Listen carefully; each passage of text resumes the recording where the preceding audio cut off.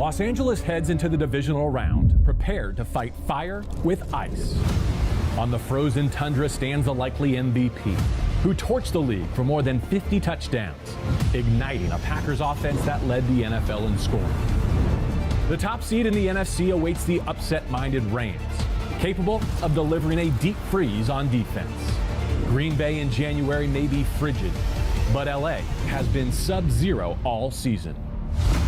Saturday, it's McVay matching wits with LaFleur, Ramsey lined up over Adams, and Donald against doubles and triples and all the cheeseheads in a bid to extinguish Rodgers and the Packers. LA and Green Bay at Lambeau Field, a divisional round matchup that has it all, including a spot in the NFC Championship for the winner. One team's Super Bowl hopes are about to heat up. The other will be left out in the cold.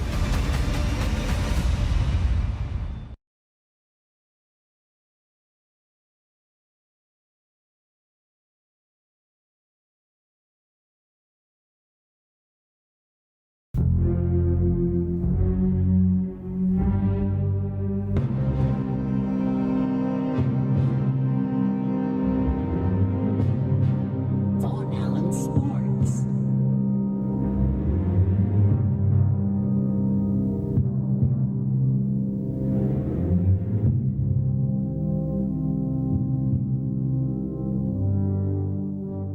And the Packers will take the #1 seed in the NFC into the postseason.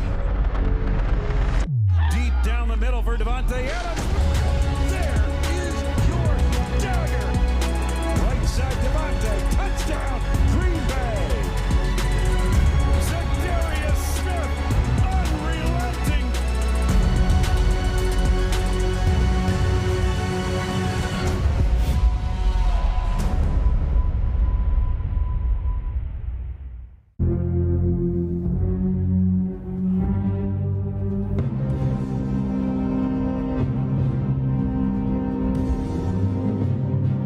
VonAllen Sports. Los Angeles heads into the divisional round, prepared to fight fire with ice. On the frozen tundra stands a likely MVP, who torched the league for more than 50 touchdowns, igniting a Packers offense that led the NFL in scoring. The top seed in the NFC awaits the upset-minded Rams, capable of delivering a deep freeze on defense. Green Bay in January may be frigid, but LA has been sub-zero all season. Saturday, it's McVay matching wits with LaFleur, Ramsey lined up over Adams, and Donald against doubles and triples and all the cheeseheads in a bid to extinguish Rodgers and the Packers. LA and Green Bay at Lambeau Field, a divisional round matchup that has it all, including a spot in the NFC Championship for the winner. One team's Super Bowl hopes are about to heat up. The other will be left out in the cold.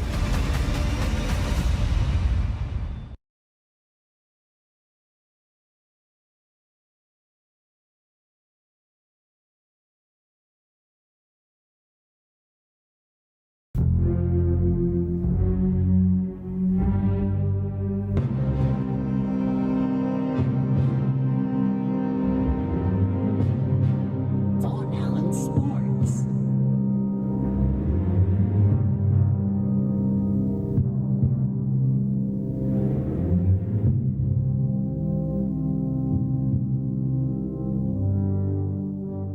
And the Packers will take the #1 seed in the NFC into the postseason. Deep down the middle for Davante Adams. There is your dagger. Right side Davante, touchdown, Green Bay. Za'Darius Smith, unrelenting.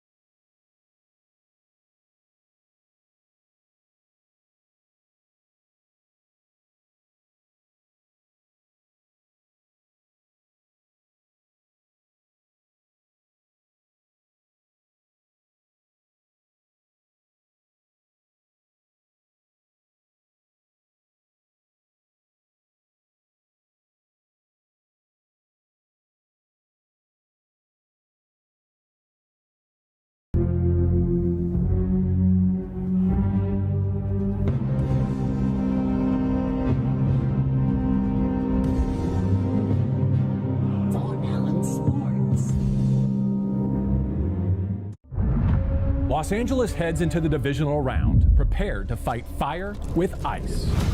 On the frozen tundra stands the likely MVP, who torched the league for more than 50 touchdowns, igniting a Packers offense that led the NFL in scoring. The top seed in the NFC awaits the upset-minded Rams, capable of delivering a deep freeze on defense.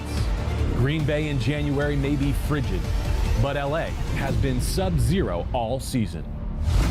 Saturday, it's McVay matching wits with LaFleur, Ramsey lined up over Adams, and Donald against doubles and triples and all the cheeseheads in a bid to extinguish Rodgers and the Packers. LA and Green Bay at Lambeau Field, a divisional round matchup that has it all, including a spot in the NFC Championship for the winner. One team's Super Bowl hopes are about to heat up. The other will be left out in the cold.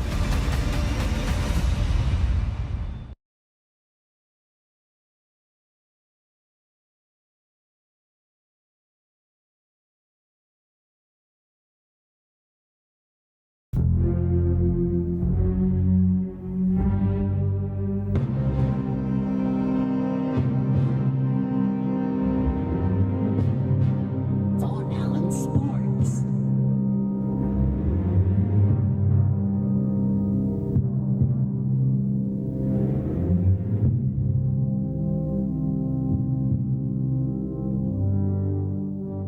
And the Packers will take the #1 seed in the NFC into the postseason.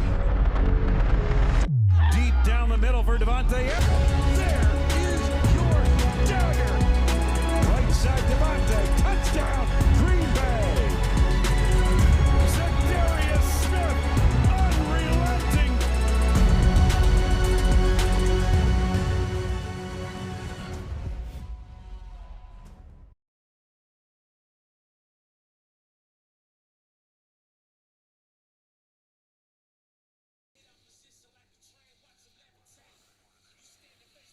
Let's go.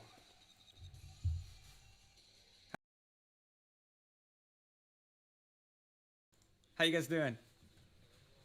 All right. So, I'm trying out a new audio system tonight. We're going to see how that works.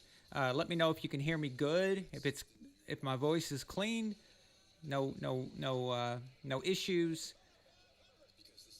If it's loud and clear and everything's good there, so let me know. Okay, thank you.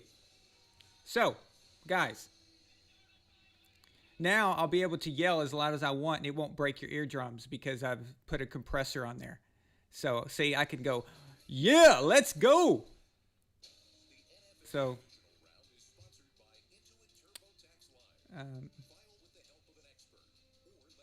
let's see here.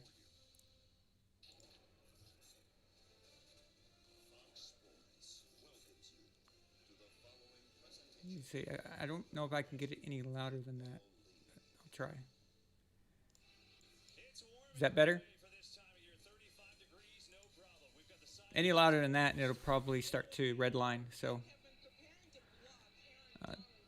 hopefully that's good. All right. So, obviously, due to copyright, I cannot broadcast the game. But so, at home, you're going to have to follow the game. Just like I am. Now I have my iPad set up right underneath the screen so I can see it at the same time, so I can see everything's going on. Pam Oliver right now is doing the pregame show, but I'm pumped, guys. Listen, divisional round is when the playoffs really start. Okay, now I'm excited. I get excited for wild card, but it's something that I really just want to watch on my own. I don't think it's worth hosting hours and hours of shows. But the divisional round, this is where the teams that are supposed to be here are here, and this is what it really matters because there's 8 teams left, and 2 of these teams are going to be in the Super Bowl. I just the amount of quarterbacks we have, the youth on the AFC side and the old guard on the right on the NFC side, it's just incredible.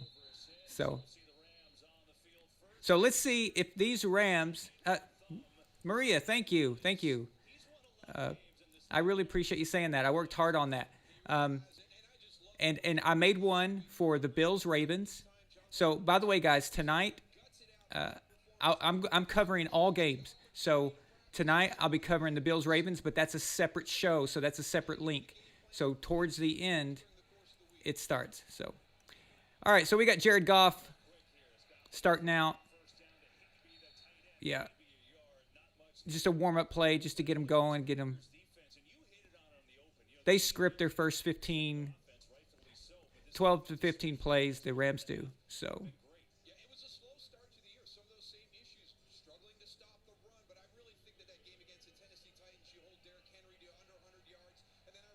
And because I'm in Bulgaria, I may be a little behind, like a down behind, just based off of the streaming. So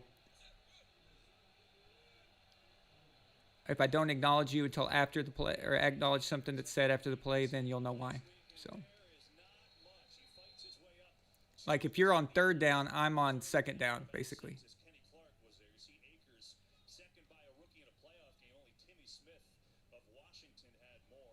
But that's actually probably good for you guys, because when I react, you've already seen what happens, so you'll know exactly what I'm talking about. And it's not like you, because if it was the other way around, it would be more difficult. So.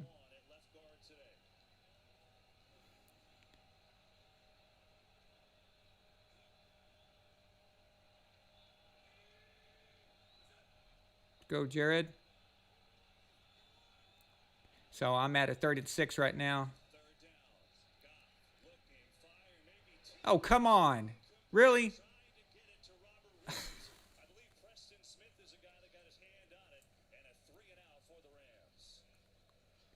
Dude. If the Rams are going to win this game in Green Bay, you can't just go 3 and out. This is... Come on.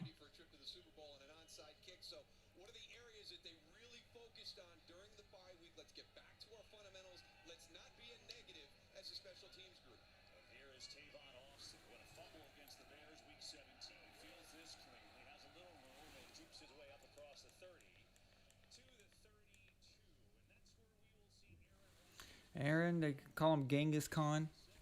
Aaron Genghis Khan Rodgers.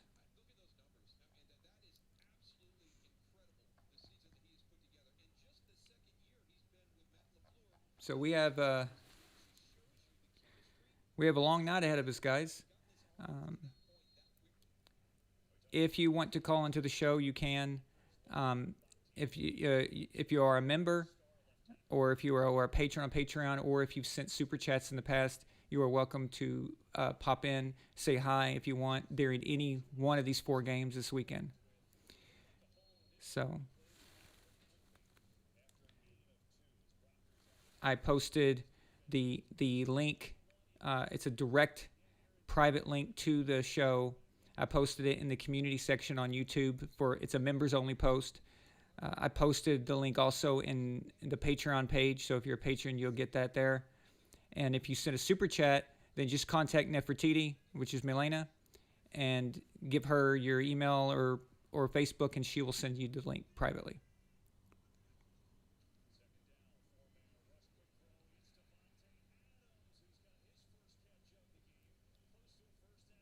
This is one of those games where the Rams can kind of be that type of team that the Giants were to Green Bay. It's just one of those awkward teams where they can pull a great game out of their ass one week, and then the next week they just complete garbage. And that's kind of like what their season was. But I don't think this is I don't think this is going to be close. Actually, it's just I have a bad feeling. Although I don't have a preference, I'm just saying I want to see a good game. I want to see a good close game. You know, makes me no difference, right? Because yeah.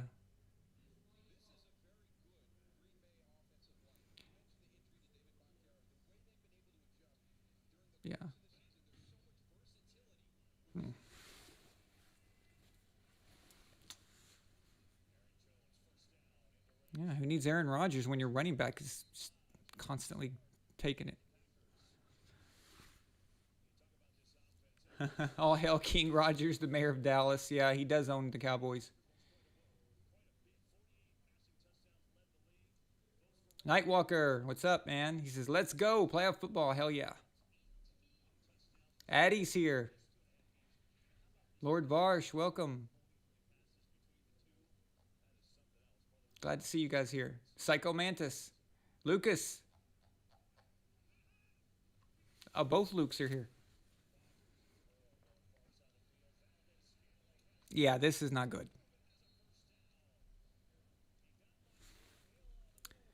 Let's see here.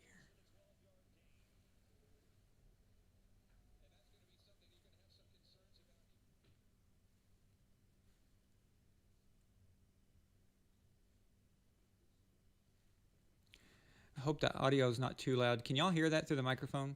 Because I don't want them to like flag it, basically. So I need to be able to hear it, but I don't want it so loud where it bleeds through the mic. Oh, nice drop there.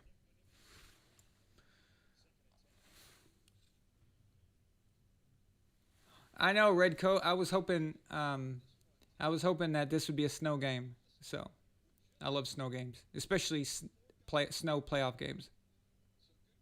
By the way, welcome, man. Nice to see you here. Well, we have a lot of VonAllen Sports Imperialist here. I'm seeing a lot of badges. You guys are awesome. Thank you. And I just want to let y'all know that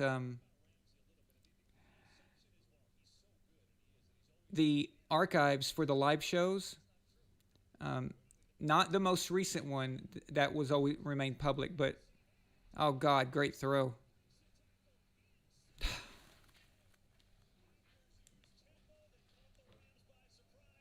There's a flag.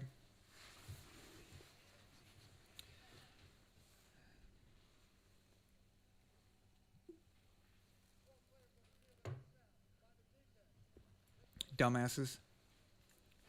Get your ass off the field. Well, it's not like it mattered anyway.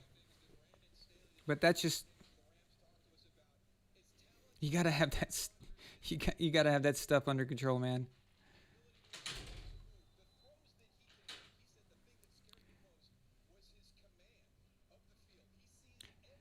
Nefertiti, Ramses is trying to destroy the door.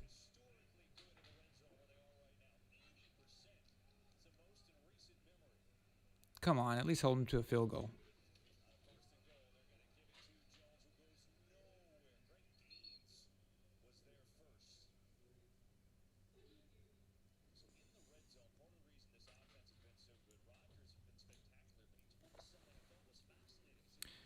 Do I think Brady can take down the Saints? Oh, of course. They just it's the defense I'm worried about. As far as that goes. I mean, I clearly the Saints are the betting favorite because they've killed them twice this year. Oh, nice overthrow there, Aaron.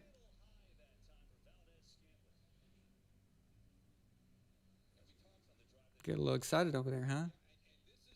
Come on, Rams, hold them to a field goal. That would be huge, because as close as they are to the end zone right now, you can stop if you can hold Aaron Rodgers to a field goal in the red zone.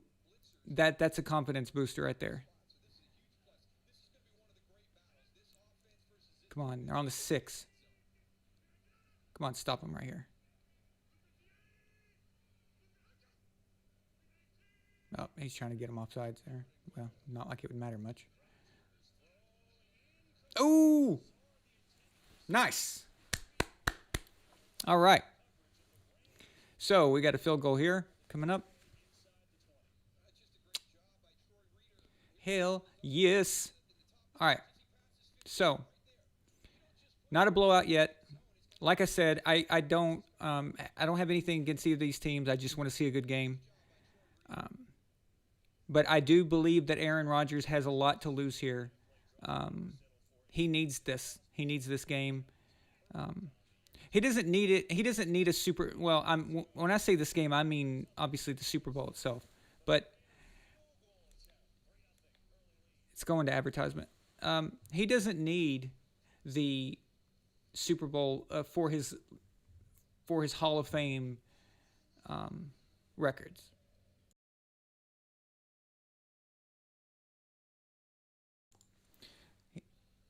He's good as far as that goes, and he's had a good career, and he's probably going to get the MVP again. So he's okay there. But this is about what he can gain. It's so if he loses today and he doesn't get back to the Super Bowl, it's not really going to hurt him as far as what he's achieved over his career. But what he can gain from it is monumental. Okay, if he could go in and get 2 Super Bowl MVPs, okay, so that's 2 rings, along with 3 MVPs. Okay, guess what? We're talking about a totally different player in the grand scheme of things. What he has to gain is so much. It's such a huge difference. Now, it's not the end of the world. He's still got next year and the year after that. At least. I think he's got 2 years minimum of still playing good football. So it's not as dire as it is with Breeze, because Breeze is out of time. But I'm sure Aaron is thinking about, what's there to gain. So I don't want to see any of these guys retire, okay? I call them the old guard, right? So you've got Brady and Breeze, Rodgers, Roethlisberger, Rivers. I want to see these guys play longer just out of selfishness, because I think the young group still needs to develop more. They still need to do a little more to be able to carry the league like those guys did. But we were spoiled. We've been watching. In this century, we've been watching the golden age of quarterbacking. I mean, just in this 20 years alone, how many quarterbacks are they going to send to the Hall of Fame from this era? It's crazy. So,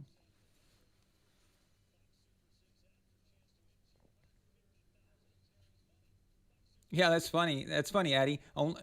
Only Jared Goff is the one who is not in his 30s.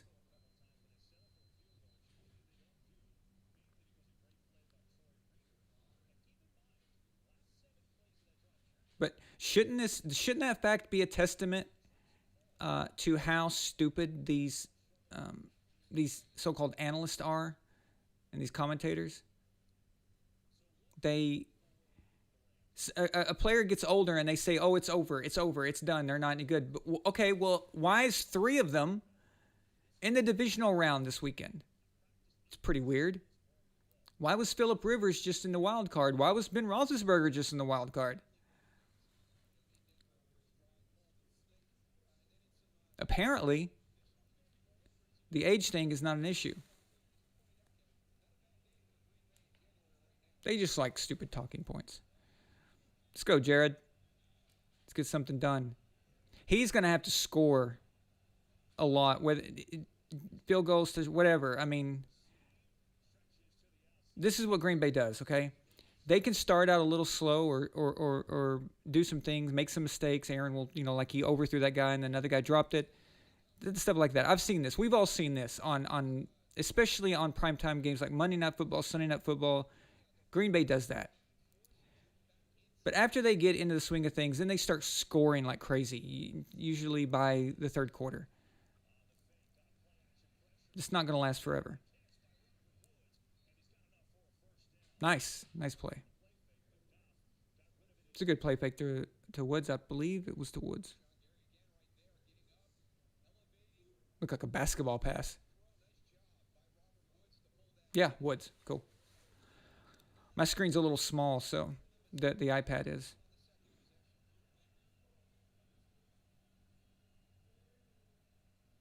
hard to tell who's who until the replay comes.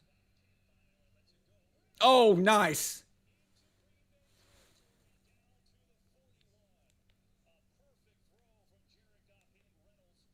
Goff to Reynolds. That was perfect. That was nice. Actually, if for you guys, the replay's already by, but if you watch the replay later, Jared, his throwing motion, that looked like Tom. That looked like a Tom throw. He's throwing like Tom right now. Another one to Robert Woods. Damn. What the hell, Goff?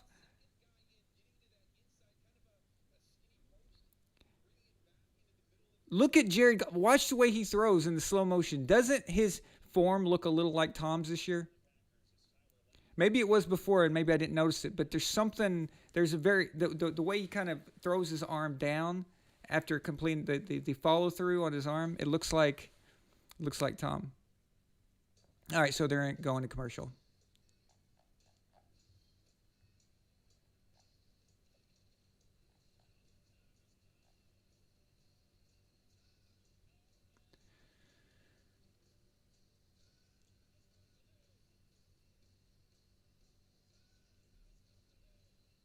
Oh, Jared Goff definitely does look like Ryan Gosling. It's freaking weird. Yeah, especially from Remember the Titans. Man, I like Jared Goff. Have you guys seen? If you haven't, go on YouTube. Not now, of course, after the show, and look up Jared Goff prank. And he goes to this college and pretends to be a college transfer, and he's wearing a wig, and they have no idea. And basically, the coach brings him there to compete for the starting job, and the other quarterbacks that are there are all freaking out because Jared's out there. He's like 6'4", and he's slinging the ball down without even trying, like 60, 65 yards down the field, and they're just like, "What the hell?" It's hilarious, man. And the team completely fell for it. They had no idea that it was Jared Goff, but you got to check out that video because it's awesome. Yeah, I'm still in commercial right now.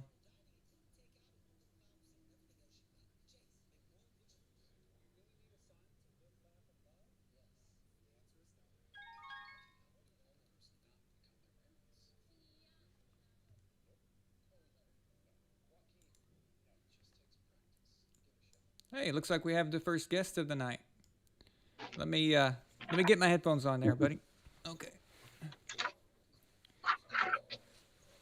Looks like we have James. James, how's it going, man? Good. How you doing, buddy? Great. Thanks for calling. Yeah, man. Good to see you. Where are you at? I'm in Bedford, Virginia, at D-Day Memorial. Really? Yep. That's freaking awesome. What do you just tourist or visiting or what?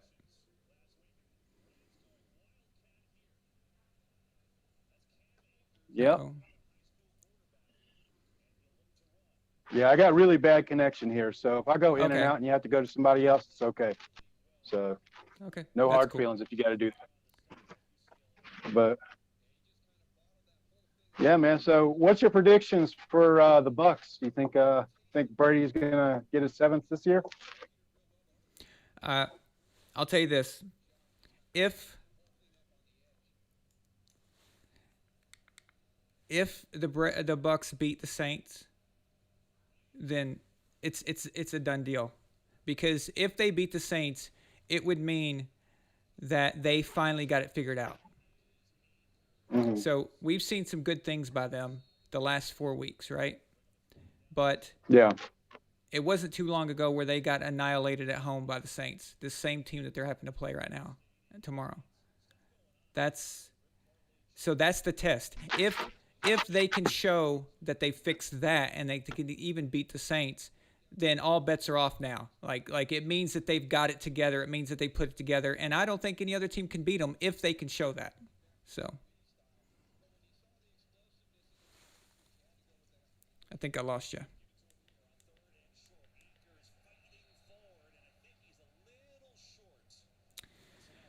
LA's going to have to kick a field goal.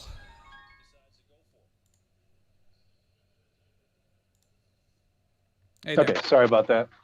No problem at all. I was just saying that the Saints, if they beat the Saints, then that means that they've really made that leap, those adjustments that we were wanting them to make, because all season we were just like, Bruce Arians needs to let Tom do his thing, and then they need to get the defense figured out. So this is the test right here. The Saints is their biggest test. If they beat them, they're good. This is going to be, if Tom wins this game, it's going to be one of the best victories of his career. And I know that's hard to say, but it will be. Yeah. I don't know how good these teams are this year. I haven't really been following it because a lot of the politics and stuff involved. But yeah, I don't know how good how good are the Packers this year? I mean, are they legit? I mean, yeah. They're the number 1 seed in the NFC, and Aaron is probably going to get the MVP. So they're clicking real good. Their coach Matt LaFleur, he knows what he's doing. He's 27-7 right now. He's already won a postseason game last year. So in his rookie coaching year, he already had won a playoff game. So that's out of the way. He's got experience. So yeah, they're very legit. yeah, it's Now, interesting. Right now, the Rams are going for it on 4th and 1. Watch them find a way to screw this up. Oh, come on.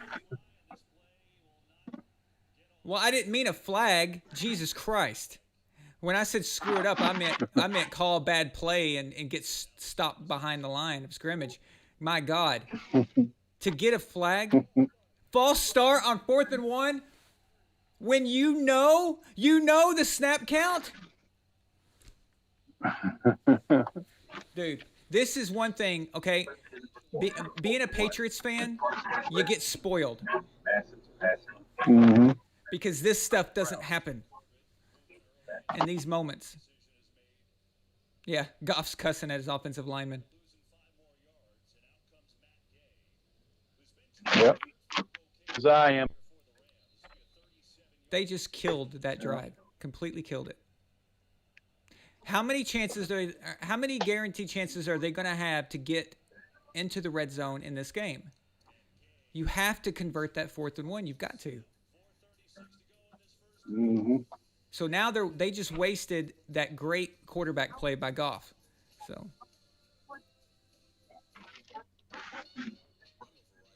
it's advertising again. Yeah. So where are you from? Where do you live at? I live in Lynchburg, Virginia. Oh, nice. After I get back to America and after everything is settled down, when we can freely, move around, I've got to visit Mount Vernon, and I've got to visit Monticello. I figure if you're from Virginia, you've probably been there. No, I don't go out much. Oh, okay. But I definitely want to go to Virginia. My family actually is originally from Virginia, so my family came to America in the late 1600s, and it was the Virginia area where they started. So I need to go up there and take a look around. So Yeah, a lot of Civil War, a lot of history up in, especially this area part of the country. oh Yeah. sure, there's a lot of good stuff up there. Yeah. At one time that was the most powerful state in the Union. Carried a lot of weight. Yeah. I was originally born in Massachusetts, and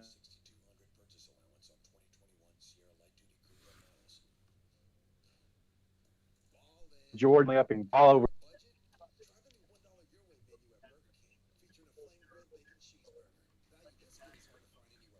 But yeah, I was a huge Patriots fan. I grew up rooting for the Patriots my whole life. Born in Worcester, Massachusetts, and lived in Oxford, Massachusetts for the first half of my life. And Cool. yeah, I'm a Patriots fan in football, and I mean on the pro side and on college, I just root for the dogs, I guess. Oh, okay.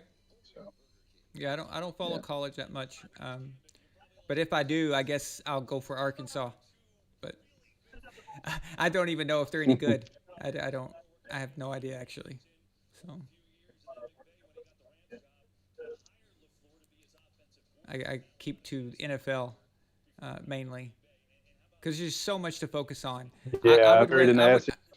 I'd rather focus only on NFL and know everything I can about that than split up my time and my concentration on various sports. It's Yeah, just yeah. It's I don't know. I just view the NFL. I was just blessed to be a New England sports fan.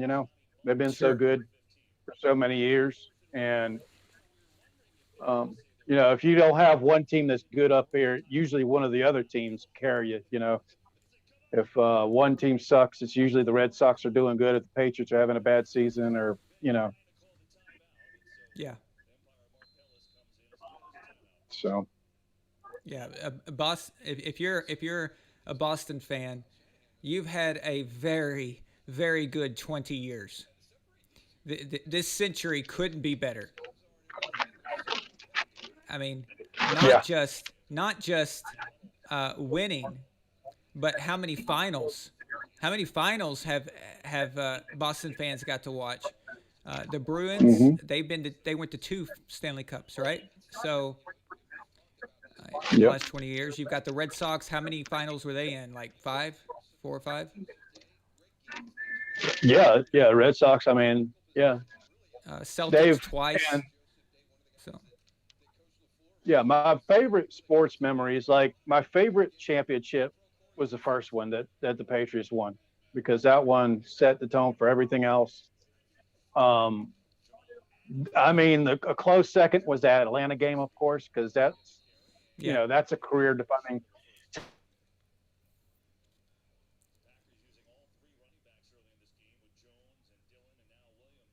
Tom, like that was is that over that comeback win, because that was a remarkable. I don't think anybody will ever do that again.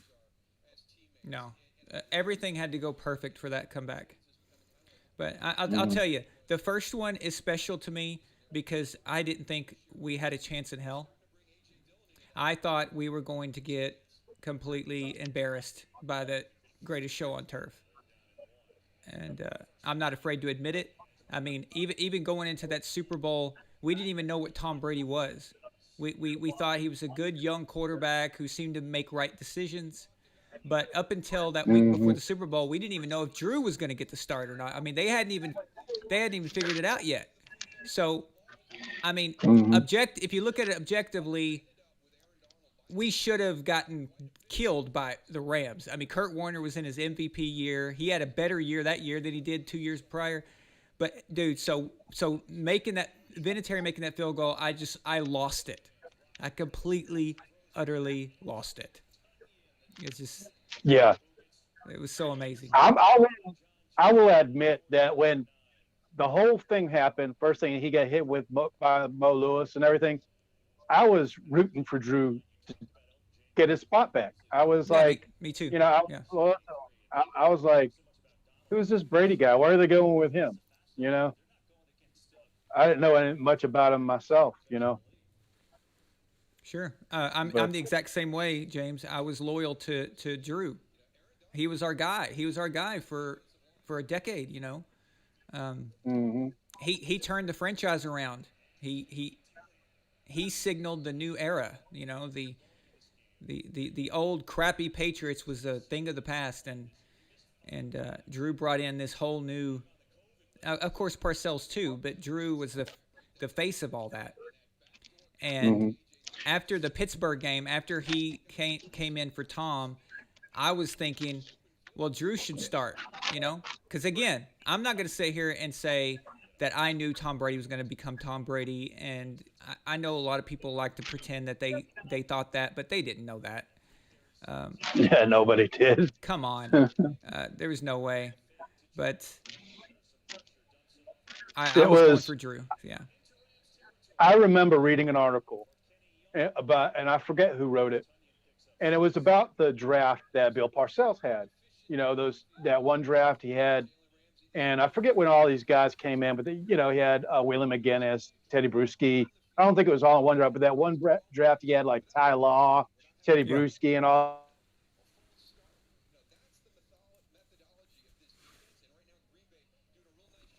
these guys. Five drafts, and should win a Super Bowl off of this. And people just rolled their eyes and they're like, yeah, whatever, Yeah. But it took the right coach and the right quarterback to lead that team to accomplish what that guy foresaw. Exactly.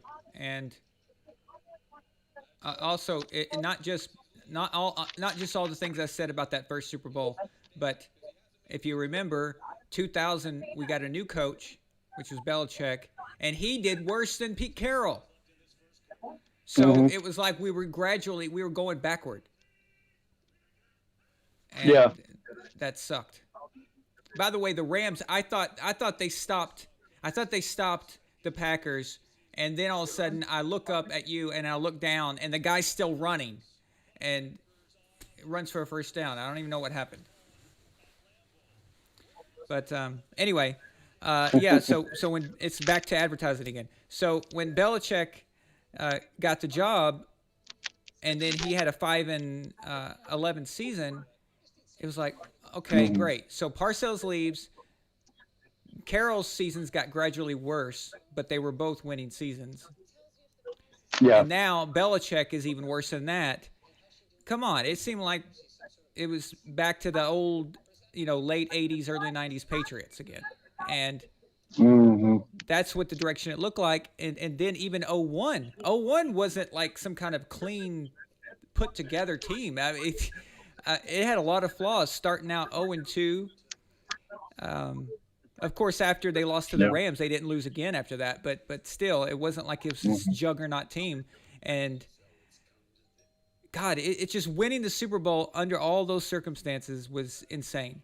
But I'll tell you, the second the one that had the biggest impact on me, other than the first one, was the Seahawks Super Bowl. Oh yeah, that was. The reason I had such a crazy reaction to that one is I was with my family. We had a big party, and everyone was together. There were like 30 people there. And it had been 10 years since we won a Super Bowl. And people were saying that Tom and Bill can't win anymore. Remember, they were saying, oh, Bill Belichick hasn't won a Super Bowl since Spygate, as if that's got something to do with anything. But yes. But it was just like we couldn't get back. We couldn't break through. We kept losing to the Giants, and it just seemed like we're going to lose again. So when Malcolm Butler intercepted that ball, dude, I lost it. I just went in complete freak out mode.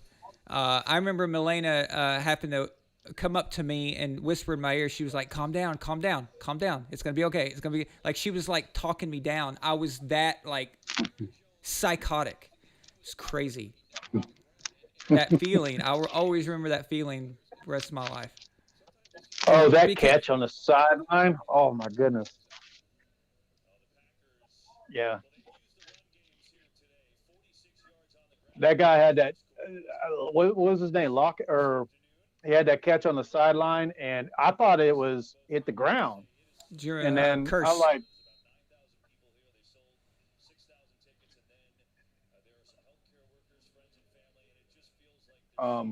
but yeah, it looked like it was going to hit the ground, and you looked up and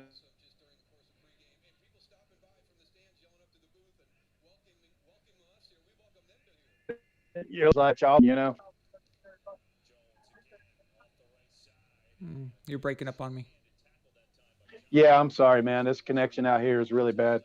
Oh, no problem. But yeah, I was just talking about that catch on the sideline there. That Seahawks Super Bowl. But yeah, I'm definitely cheering for. I'm going for. Hoping Tom gets a seventh. I hope he gets an eighth Super Bowl. I don't God. care. Yeah. I don't care what people say about the Patriots. They're like, oh, Belichick, he's, pit Brady against Belichick. I don't like to hear it, but yeah, I guess that's human nature to do that. Because to Sure. me, they were all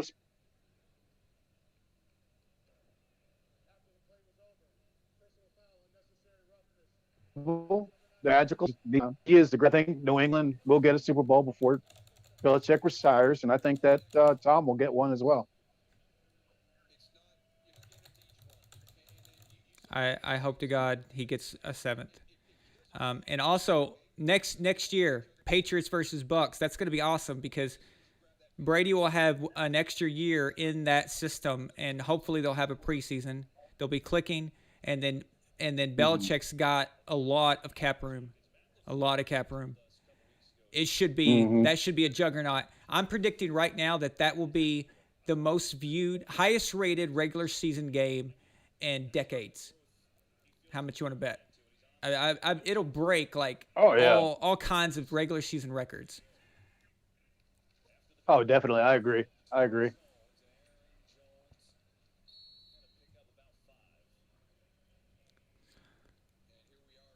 Yeah, good. It's gonna be a great game. Official Nature Boy said Patriots should have lost to the Seahawks and Falcons. Well, I mean, you could say that about anything, but actually, the Seahawks should have. If we're going with should have, the Seahawks should have lost to the Packers in the NFC Championship. So and the Seahawks should have lost because that crazy catch shouldn't have happened. So we could just keep doing that all day. Yeah. The whole should haves. The 2014 should have been Packers versus Patriots. That's if we're talking about should have based off if everything goes normal like it's supposed to. So, but yeah, that would have been Rodgers versus Brady that we always wanted, we never could get. Yeah, all that stuff. But yeah, man, it's gonna be interesting next few years. Who do you see the Patriots going after for quarterback? What would you, if you had your GM hat on, who would you pick for going forward? Would you get a bridge quarterback like Ryan Fitzpatrick, or would you get somebody in the draft and go at that route, or would you just try to get somebody like Dak Prescott, which I don't think he's going to leave Dallas anyway, but something like that? I've got one answer to that, and that is we need to trade for Matt Ryan. A young quarterback, trying to get a young guy. Hang on just a second. Let me see what Rodgers does here. They're in the red zone. They're going to score, man. They're on the one. They're running back. I think I'm a little bit ahead of you. Yeah, I'm behind everybody because by the time the signal gets to Bulgaria, it's bounced off like 100 different satellites. So there's a delay. But yeah, hang on just a second. I just want to see what happens here, and then because I want to answer that question. That's a good question about the quarterback thing. Okay. So it's 3rd and goal. Come on, Rams. Stop them here. That'd be demoralizing for the Packers. Okay. Never mind. Devontae Adams, touchdown. All right. Well, that was to be expected. 2 great players. I didn't really expect them to screw that up, actually. I did like him running back behind the line, though. That was clever. So, I don't know. Did you see him in motion? And then he zipped back to the other side real quick. Okay, so now it's going to commercial. That play was fantastic. Whoever drew that up or whoever thought of it, that was brilliant. Actually, we need to use that. We need to steal that. But going back to the quarterback situation, so if I'm the GM, if I'm in Belichick's position, he needs to think about it in these terms.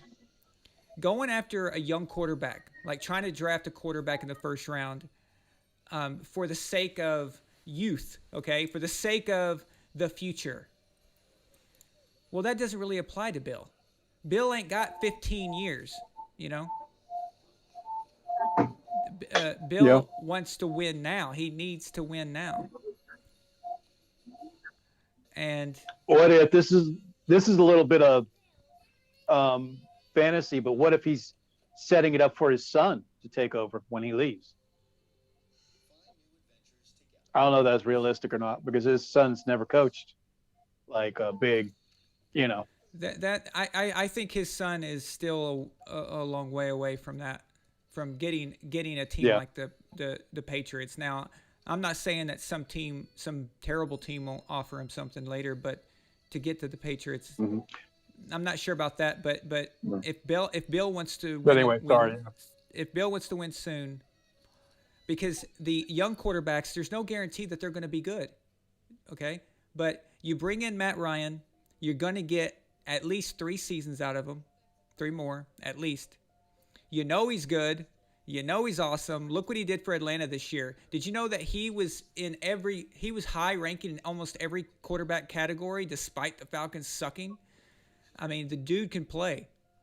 And he's got that. He fits good with New England. He's got that Tom Brady type of way about him, that leadership, and he seems to be able to get his guys together.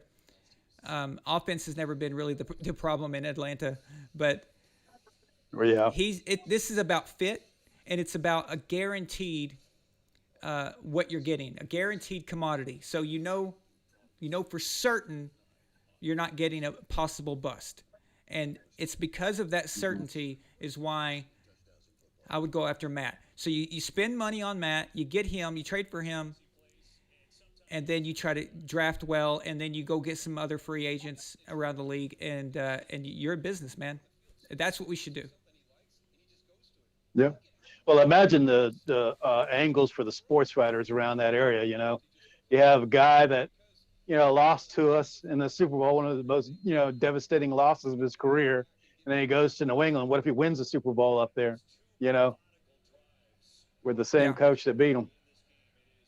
Exactly. Well, we all know that Matt Ryan was not the reason that the Falcons lost that.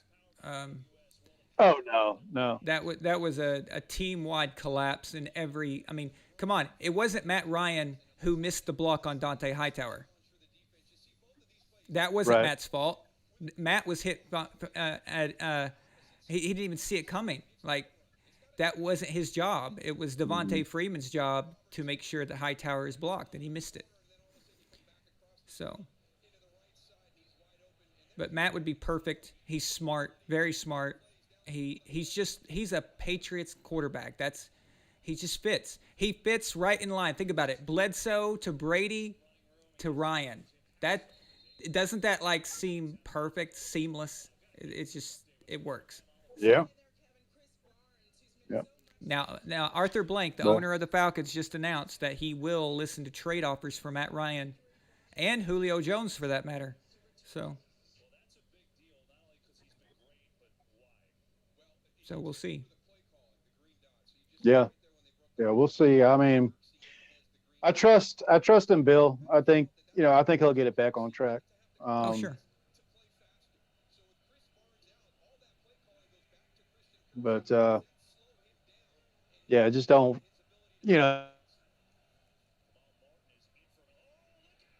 God dang it. Feel right. But sorry, you broke up again. I didn't hear what you said.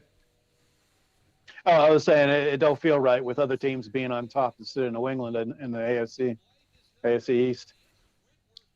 Yeah, I don't know if you watched the show last night, but I was mentioning that it was weird.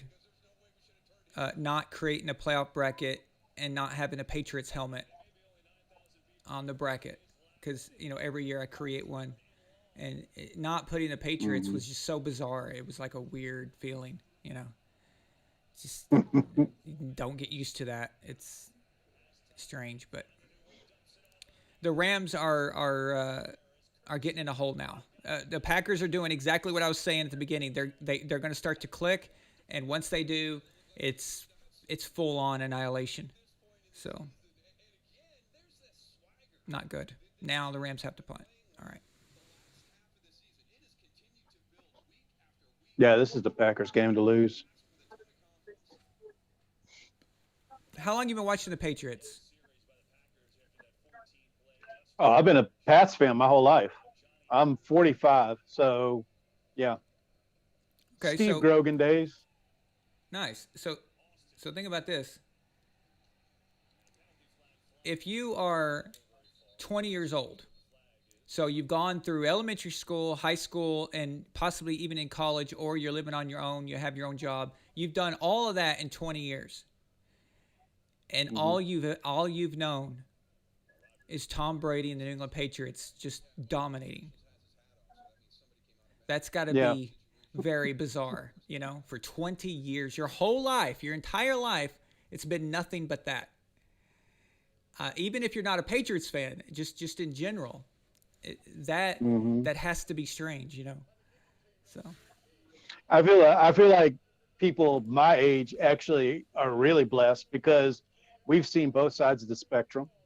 We've seen, the days. I remember when, the players put their hands on that reporter, in the locker room. You remember that? They a lot of them got suspended, and oh yeah, it was a big mess. I remember that wide receiver, Irving, or Fryer, Fryer had the cocaine issues. Yeah, had the drug issues, and yeah. And he was a really good wide receiver. He could have been something. Oh, I know. Absolutely.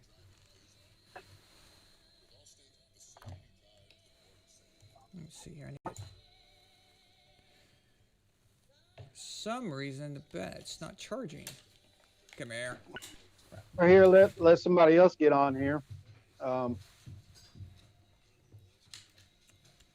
Okay, James. Well, yeah, I mean, thanks for calling. Did you get this link through the membership post?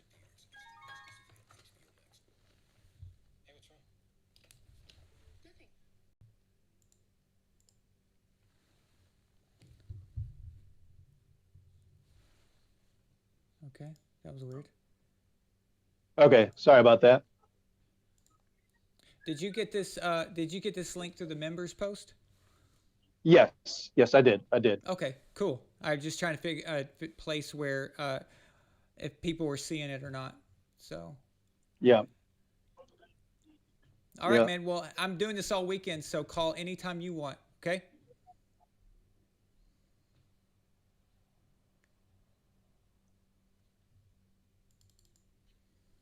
All right, bud. I appreciate you. All right. Thanks a lot, man. Talk to you soon. Okay. Bye. All right, man. All right. Bye-bye.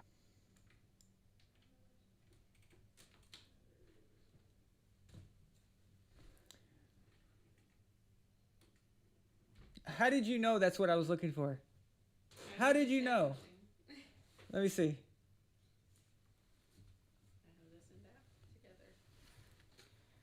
Nefertiti read my mind. Thank you. Thank you very much. I was about to try to figure out how to get that. So I need the iPad plugged in. Yeah. Thank you. Hey, do we have our first super chat of the night? Nice.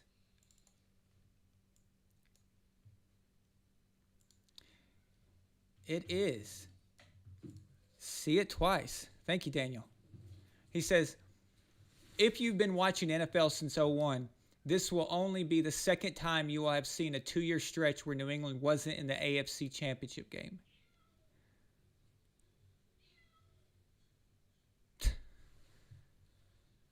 That's ridiculous. That is freaking ridiculous. That is... Wow.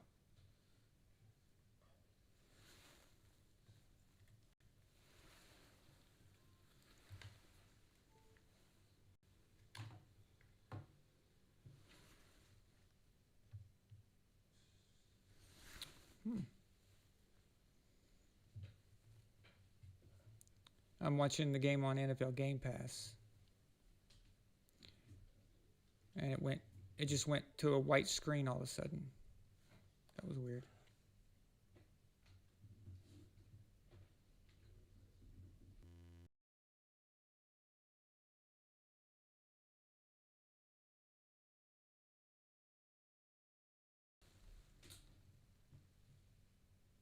You need to replace this cable with this.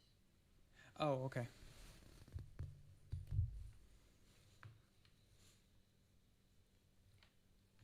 There and there. There and there.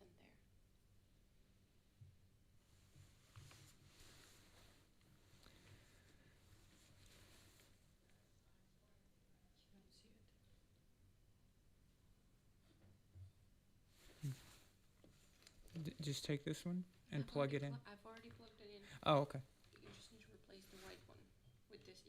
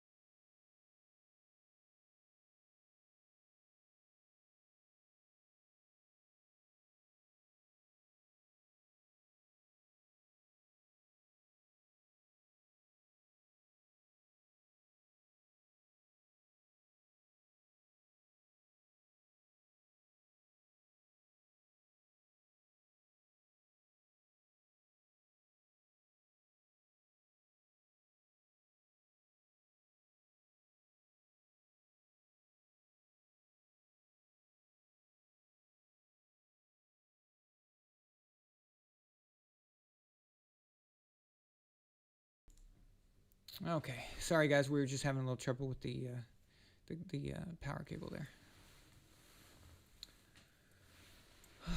Okay. I have a bad feeling that an avalanche is about to start.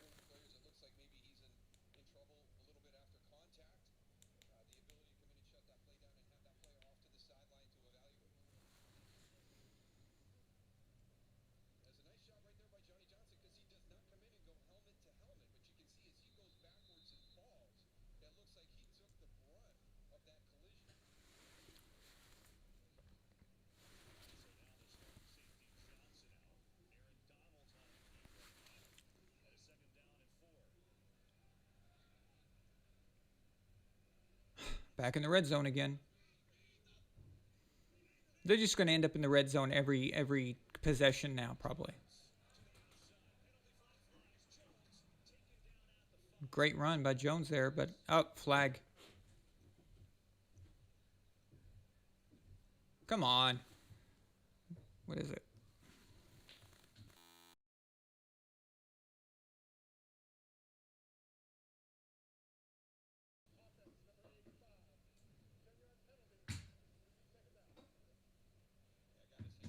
Oh, yeah.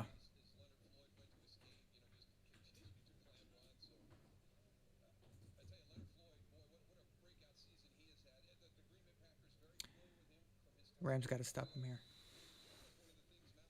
I have replaced the bottom.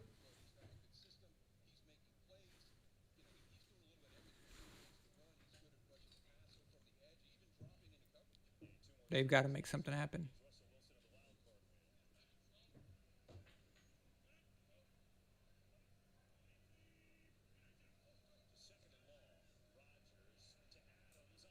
Really?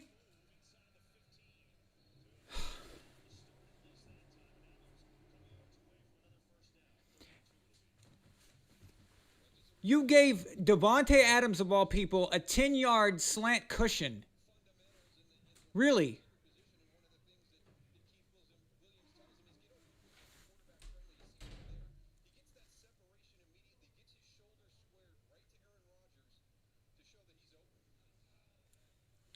It's like these people don't even know what the yardage is on whatever down.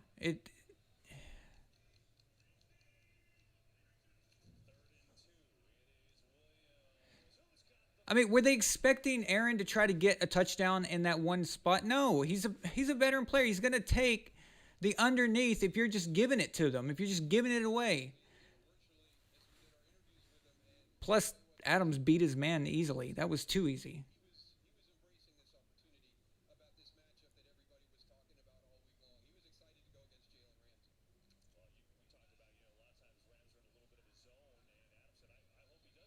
This is just really good offensive football. Timeout. This is just smart. This is just clever, dude. I mean, they were ready for this. They of course they had 2 weeks to prepare, but you got to make the most of it. Just because you get a bye doesn't mean you're automatically going to win. You got to use that time, and hats off to Green Bay, man. They have it together. I mean, if you think about it, actually, they've been doing this the whole game. They even started out, they just went right down the field like it was no big deal. So, if the Packers score a touchdown here, it's already over.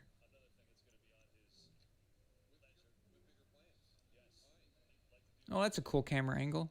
That was weird.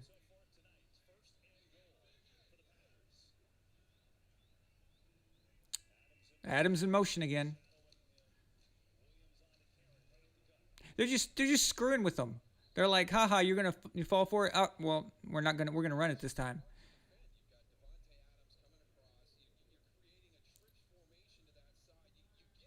I don't know who spends more time on the offense here, if it's Matt LaFleur or his offensive coordinator, or a mixture of both. But they have done the game plan for this is really good. Pretty impressive.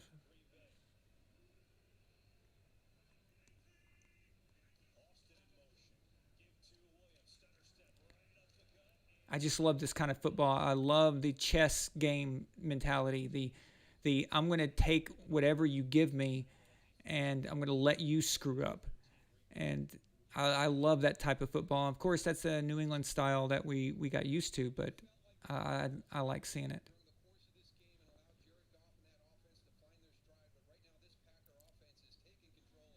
You know what the problem is? The problem is these ugly-ass uniforms. That's the problem.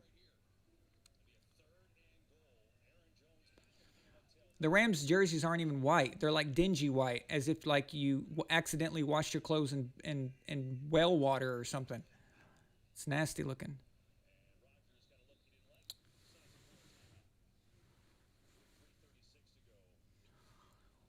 What are y'all talking about?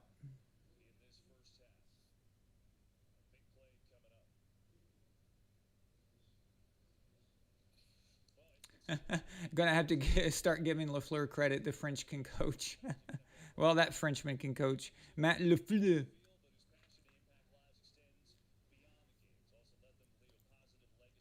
Good clock management. Yep.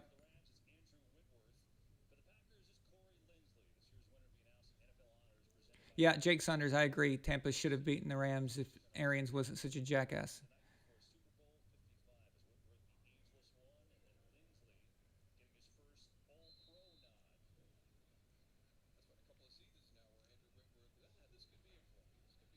Brian Magno says I'm funny as hell. What did I say?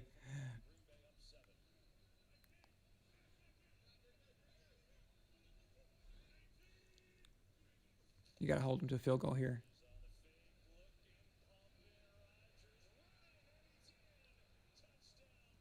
Over.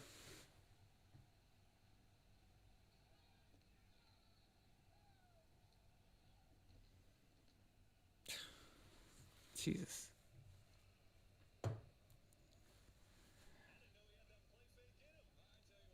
That was good. That was real good. I give credit's due. Damn.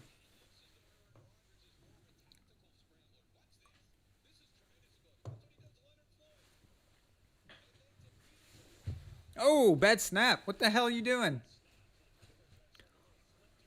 Okay, that was pathetic.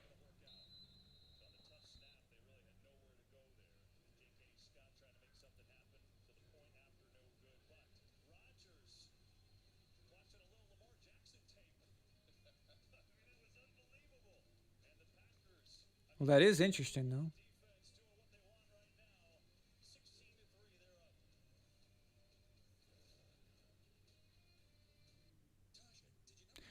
Now the Rams they only need a touchdown and 2 field goals will get them tied up there. So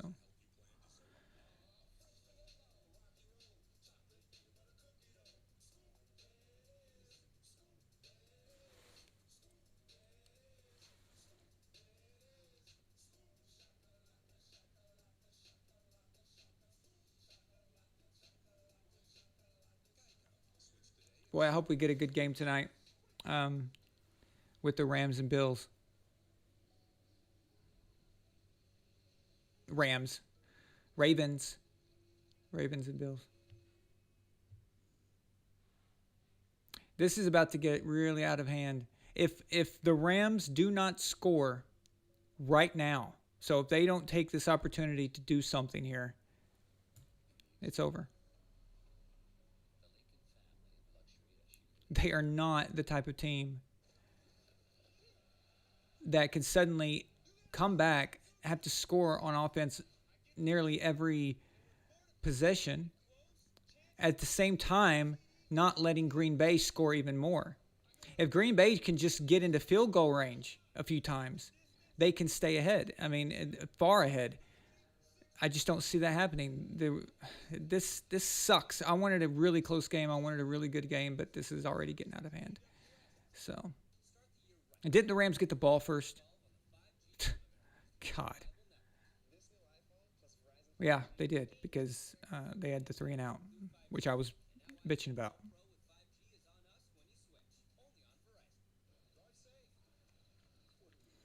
I know, Luke. I agree, man. Defenses, they don't seem to be able to go after quarterbacks. They let these quarterbacks just run wherever they want, and they don't even try to hit them or even try to go after them. You can't let these guys just walk in for a touchdown like that. It's at least if they're going to get the touchdown, you make them pay for it.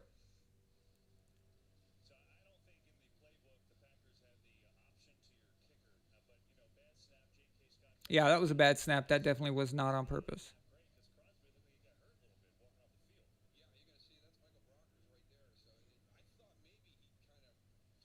Interesting. Is their kicker hurt? Is Mason Crosby injured? No, he's fine.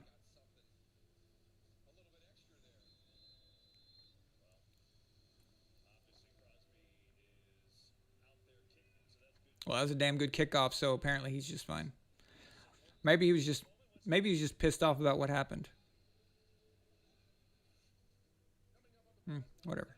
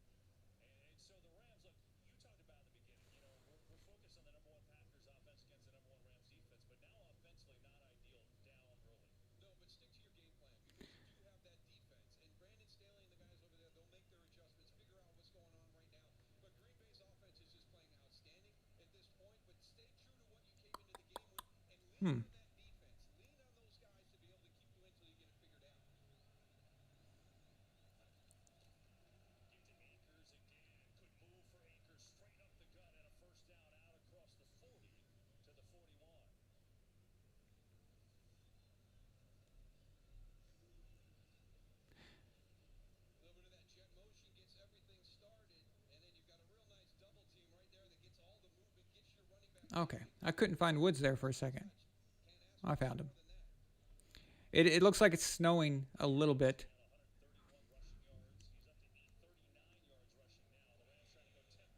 Man, if they can just go down and get a touchdown, changes everything for them. The game for the Rams is right here.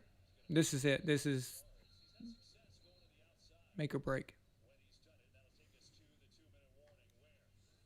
I hate to say something so, it seems so exaggerated, but I think we all know the truth that the Rams is just not the kind of team that can get down by 2 touchdowns and a field goal type spread and come back on the Packers. It's just not. They're not one of those. If it was the Saints or the Bucks or somebody like that, that you could see them just scoring at will, yeah, that's different. But that's not this team.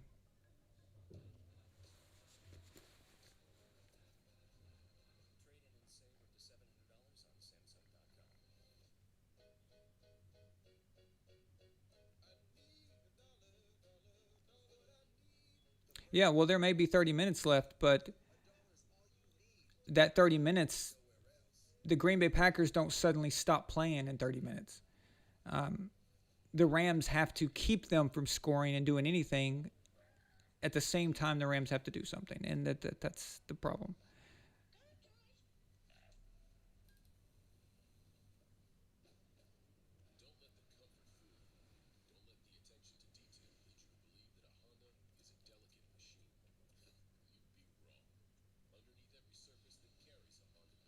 Aaron Donald needs to step up. Yeah, he's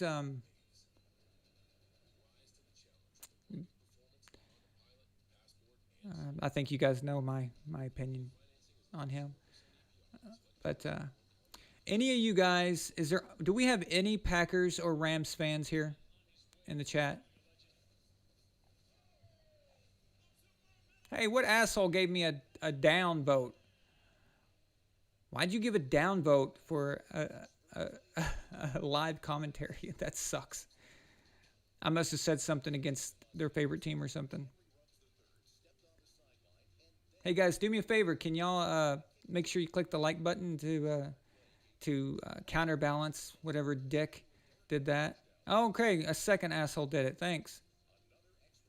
Now there's 2 of you. Yeah, you guys are funny. Thank you. Appreciate it. I know it was one of y'all because it switched from like to down like. So, nice try. All right, so it's going to get even worse now for the Rams. It's about to get nasty. Hopefully.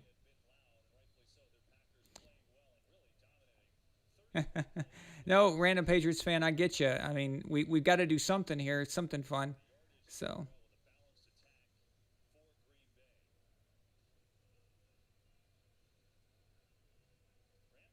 anyway, any Packers fans or Rams fans here, let me know.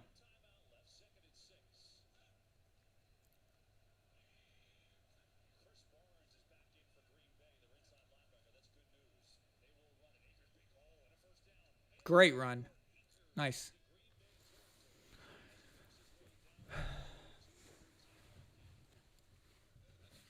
What's up, Staring Sapien? I think the Saints. I think that the Saints are the favorite there.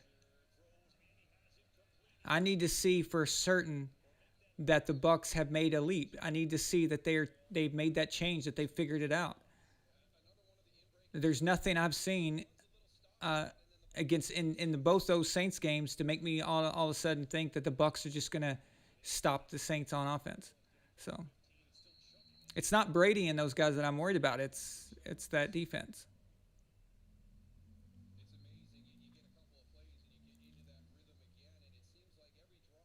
I know Tom and that offense they'll make the adjustments necessary from what they saw on tape from the last game. But that defense is very spotty. I mean, they do some really dumb shit. And the Rams are rolling. Exactly what they needed to do here. Let's go. Come on, I want to get excited about something. Let's do this.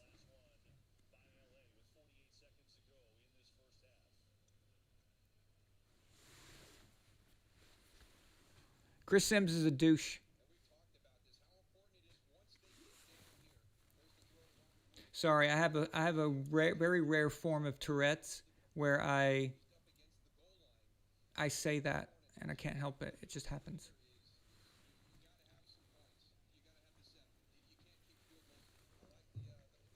All right. Let's go. 50 seconds. First and goal. Okay, you cannot screw this up.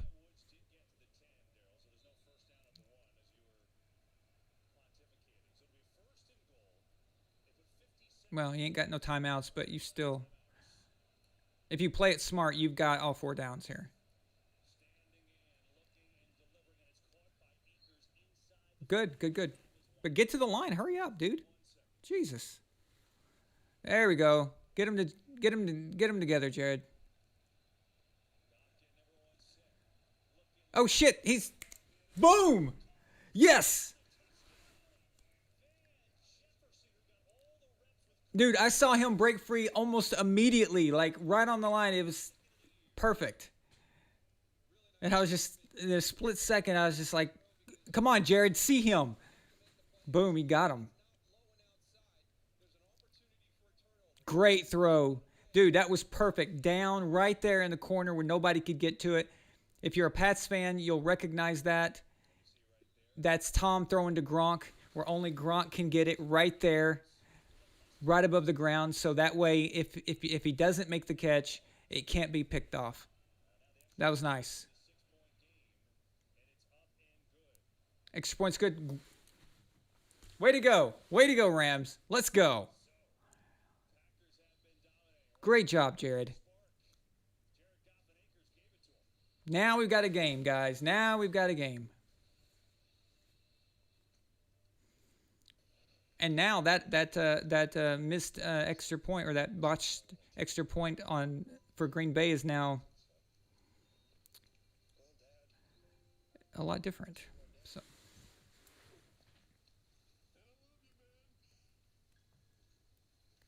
Yeah, exactly, Crazy Cow. That hurry up looked great.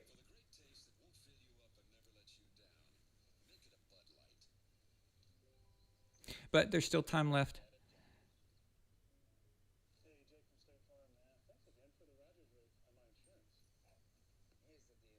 They can just quickly get in field goal range.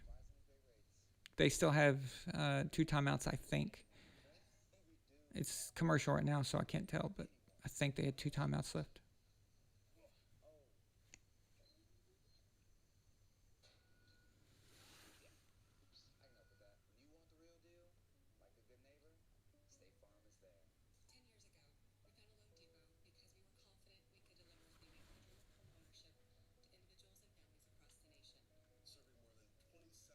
Yeah, they did look good on the drive.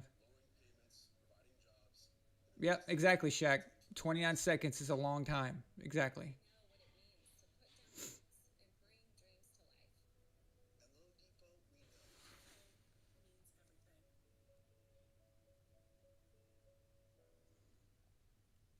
Forever and ever. Yeah. Chris Sims.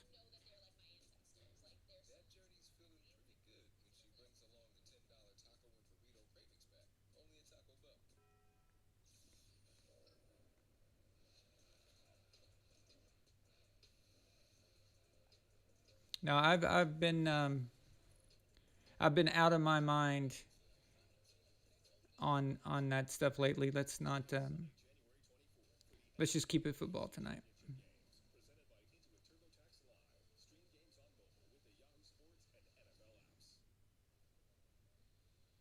I mean, all the news everywhere. We couldn't get away from it. So.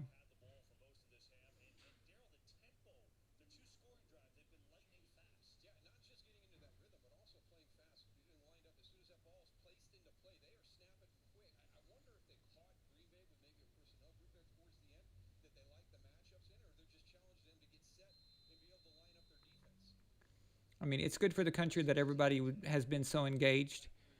More people participating and stuff. But it's over now, and it's time to let's relax. Let's have some fun here this weekend, and hopefully, as John Madden says, a game breaks out. A game breaks out. John Maddenisms.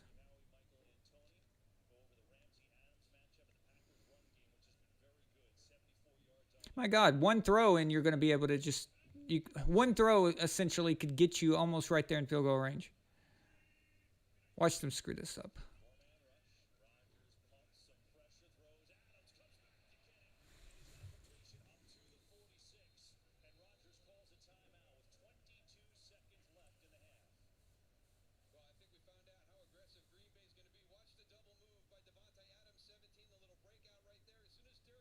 Jesus, that was a sweet move by Davante Adams.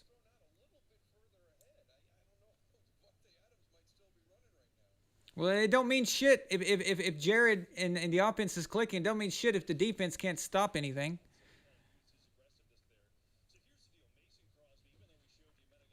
You can't even give up a field goal here. You have to end the half.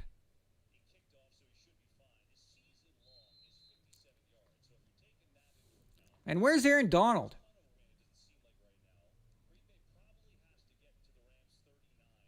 Freaking overrated.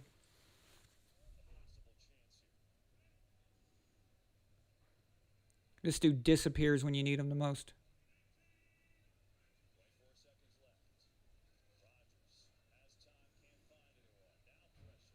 Get him! Really? Oh my God.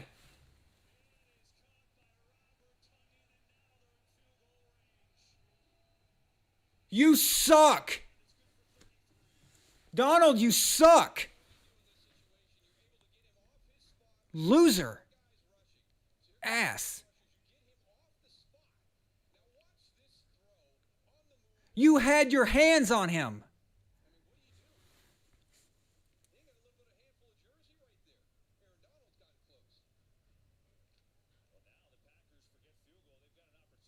Jesus.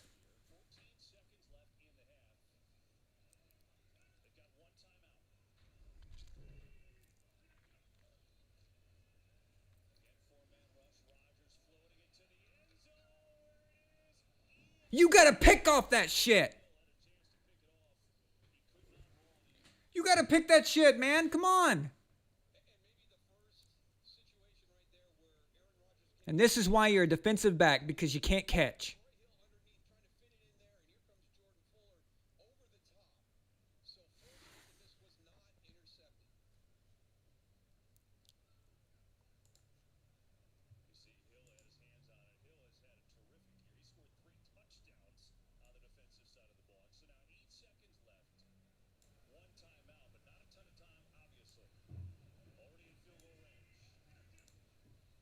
Come on, do something. You could have picked that one off too. Dude. Work on catching the ball in practice. So, 2 picks in a row that they just screwed up.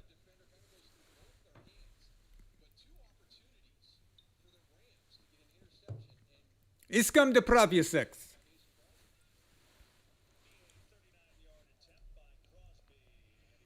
All right, they held him to a field goal. Whatever.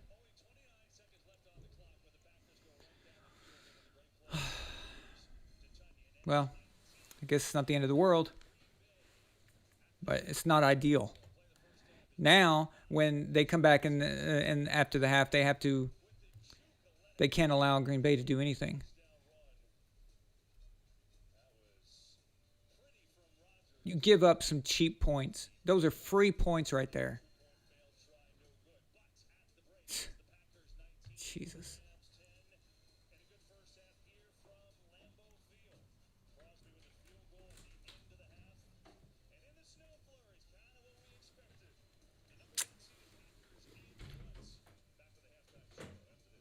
No go Blogodaria?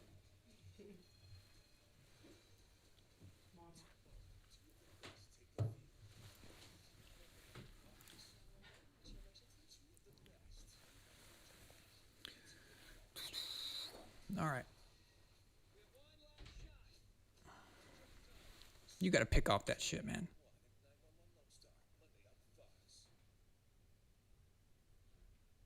Oh, Shaq, they definitely will not mention it. Shaq, do you remember when Max Kellerman constantly brings up the AFC Championship game in 2018 where they picked it off, but it was called offsides, and Max Kellerman, he uses that play as an indictment on Brady, right? But like you said, he will not say anything about two passes that should have been picked. Those are two decisions in a row where Aaron was, trying to thread the needle into there, and they should have been picked. I mean, I give him props for trying to make that. But they should have been picked. You get two different chances. So.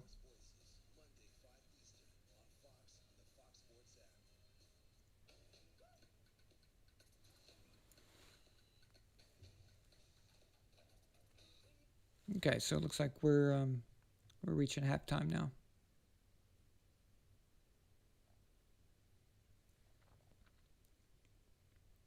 So if there's a case of an NFC Championship game that's Rodgers versus Brady, and if the Bucs defeat the Packers, you're going to have to put Chris Sims, Max Kellerman, and Shannon Sharp on suicide watch.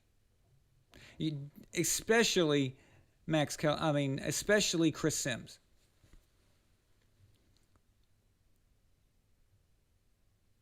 I sincerely believe that he has a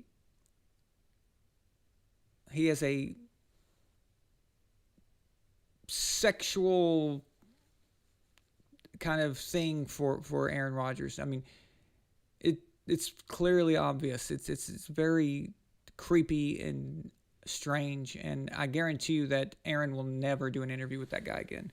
So.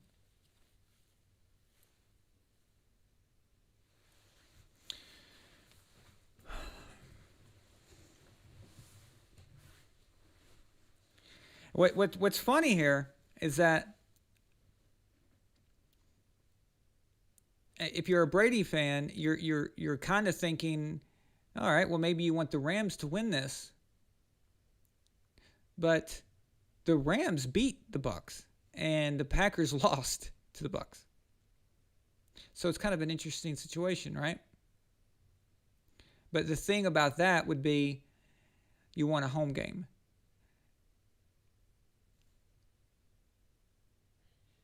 So if it's the Bucs and Rams in the NFC Championship, then Tom gets to play at home. And that's, of course, ideal. So.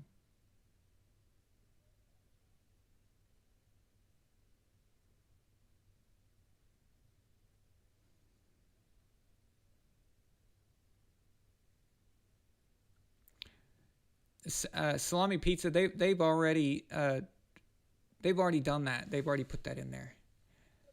They've set it up to where, if the Saints beat the the Bucs, they'll say something bad about Tom. If the Bucs beat the Saints, they'll say, well, of course they did. Tom's got an all-star team with him, no matter what. They're such cowards. They can't just go on a limb and eat it if they screw it up. So.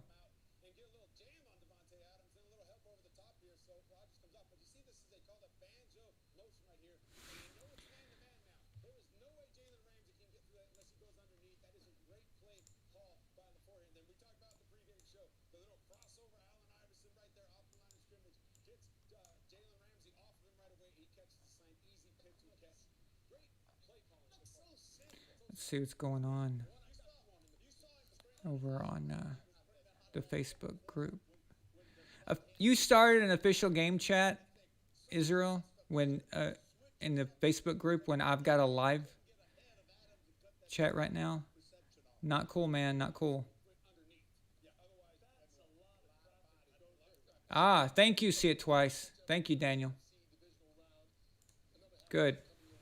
At least Daniel realized it.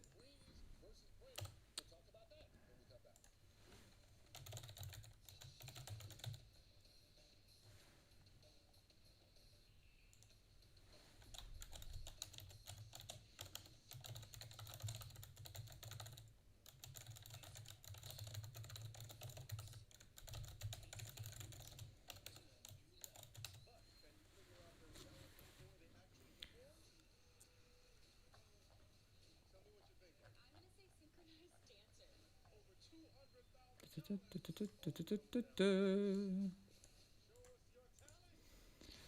me post. I guess I'll just post another link for them.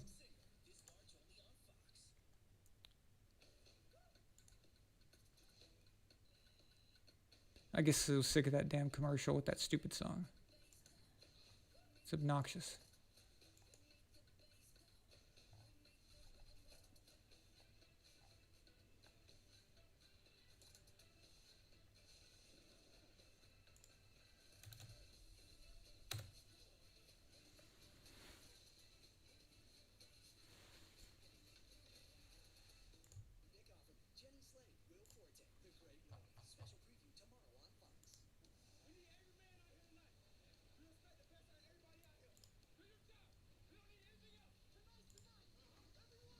All right, so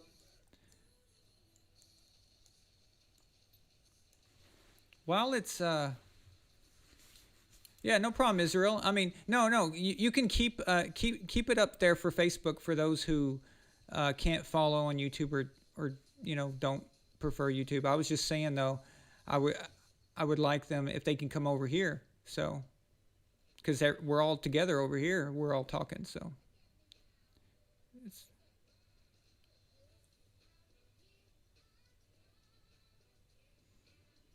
yeah, I know, Slummy Pizza. That smirk of his, damn, it is annoying.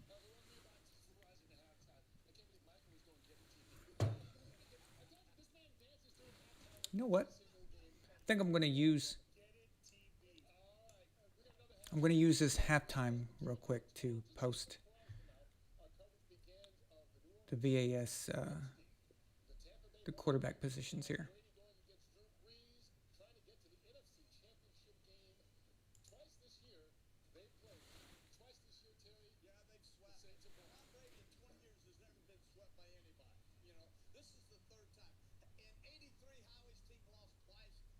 Tom Brady's never been swept by any. What does that matter?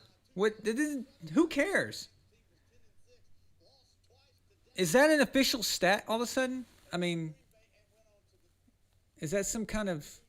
They always come up with something new. It's really funny.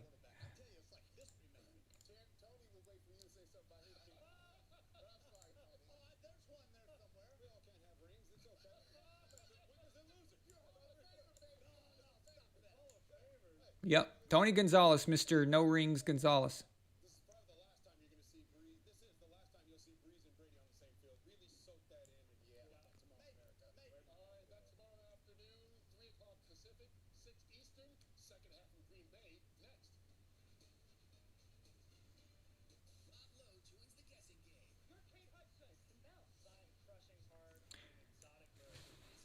Let's see here.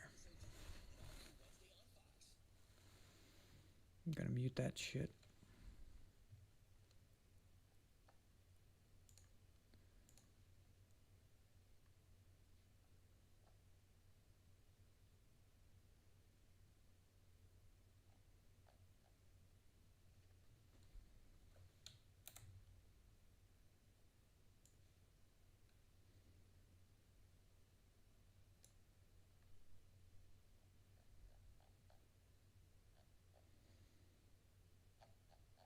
Okay, so Aaron is 2. So we've got Goff here. He's moved up 1 spot since last week.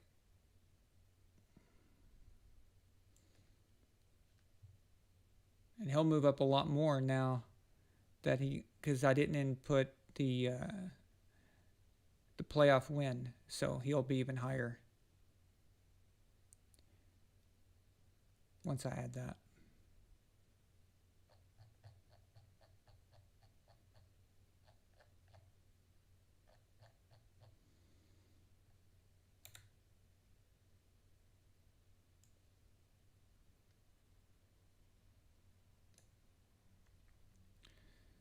Okay, so here, I'll post these up for you guys.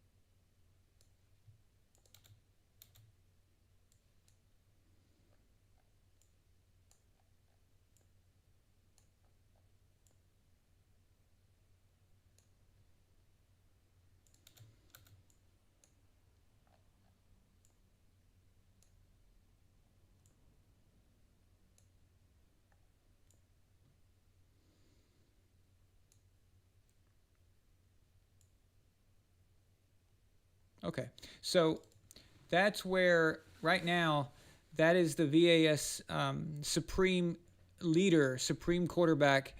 That is where both of these quarterbacks are placed. Now, this does not include last week, so I've still got to put that in. But this was end of season, end of regular season. This is where they ranked. So Aaron Rodgers is going to get more points. Because even though he didn't play last week, he gets the bye. The bye counts as basically a victory.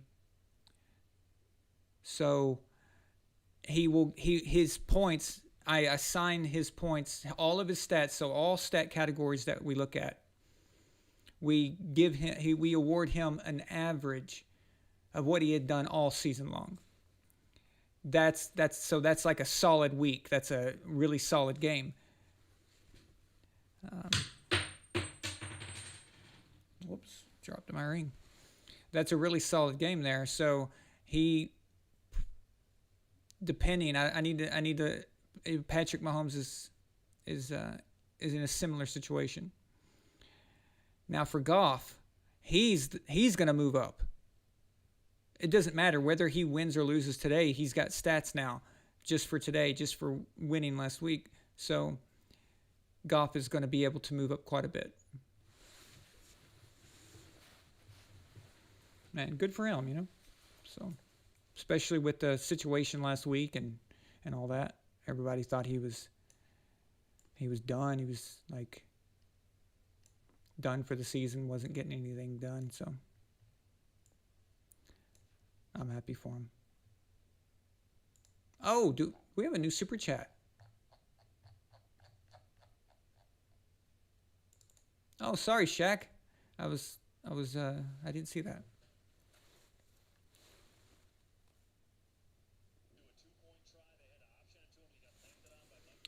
All right, $10 super chat from Shaq. He says, even though the Pats aren't in the playoffs, it feels good to watch these games with no pressure. Usually around this time, my butt is clenched and my stomach is in knots. That's true, dude. I mean, I said this 2 years ago, I think, but it's so true. I said, you could stick a lump of coal up my ass and then in a few hours you'd get a diamond out of it. And that's... I think that original quote is from a movie called Weird Science, but it's hilarious. But that's what that reminds me of. But yeah, I get it, man. Totally get it. It is weird not being a complete nervous wreck, worrying about the game coming up. I don't like it. I prefer to be that nervous wreck, but it is a weird feeling. Of course, I'm excited for Tom and stuff, but I get what you mean. It's like no pressure. I mean, because even if Tom loses, what is it going to matter? I mean, he's still the GOAT. He still rules. Nobody's going to catch him. So the pressure really isn't there. In fact, I think there would be more pressure if he was still in New England. So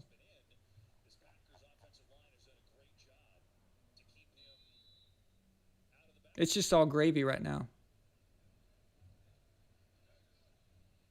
All right, we're back. Man, that went fast.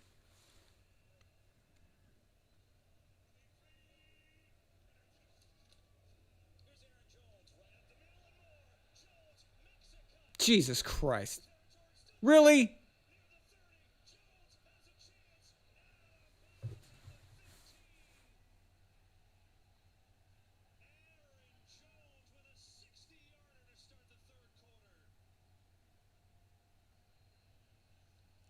You just gave up a 60-yard run?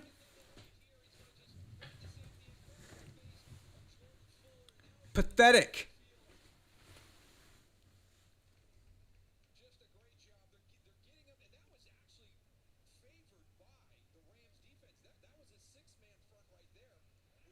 They were even in the right defense for that, it looked like.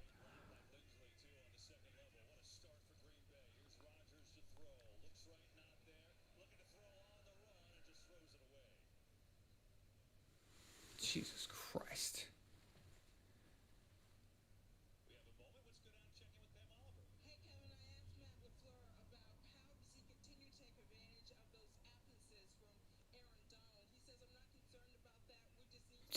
You give up a 60-yard run right off the bat.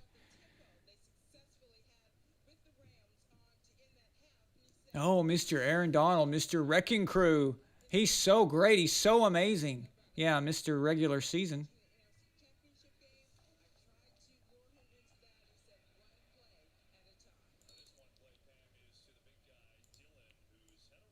Yeah, I mean, Packers, they don't even need Aaron Rodgers when they've got Aaron Jones running like that.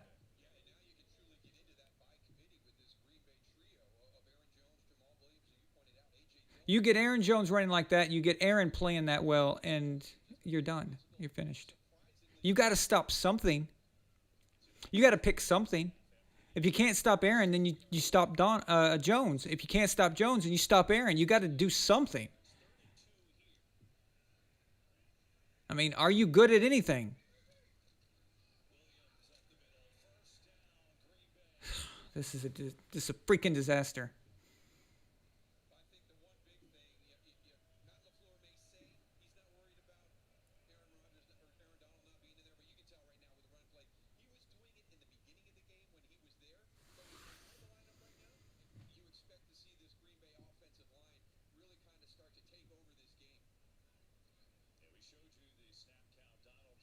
Who's playing with a fractured rib?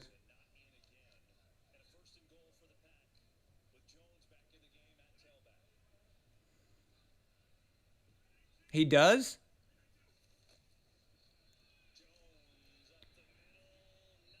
Aaron Donald has a fractured rib? Really?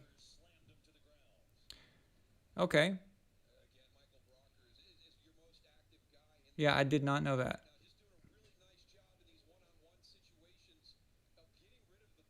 Okay, well, that does make sense then.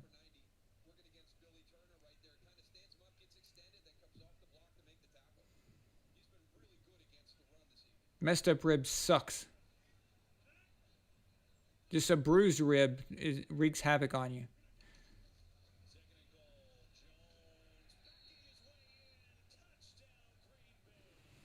Okay, that's it.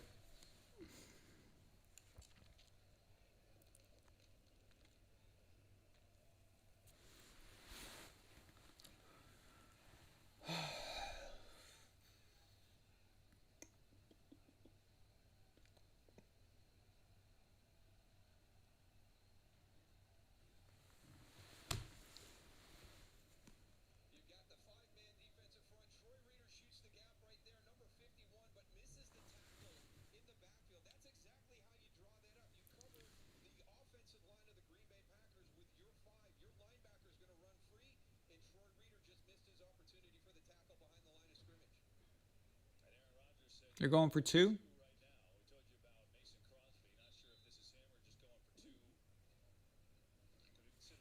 Why? Why chase points right now? I mean, well, I guess if you convert it, it's fine.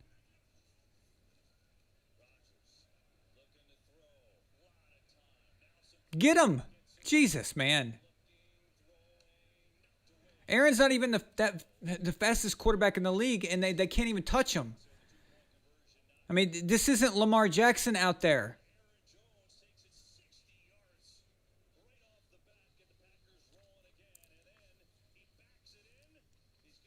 Okay, so here's the deal.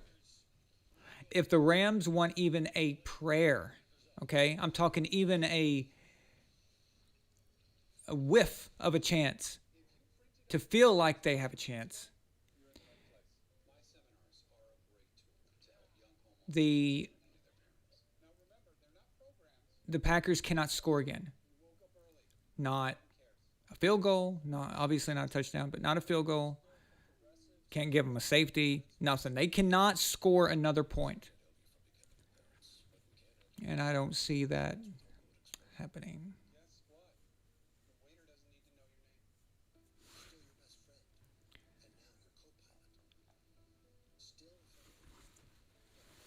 Uh-oh, we got a timeout. Someone was bad.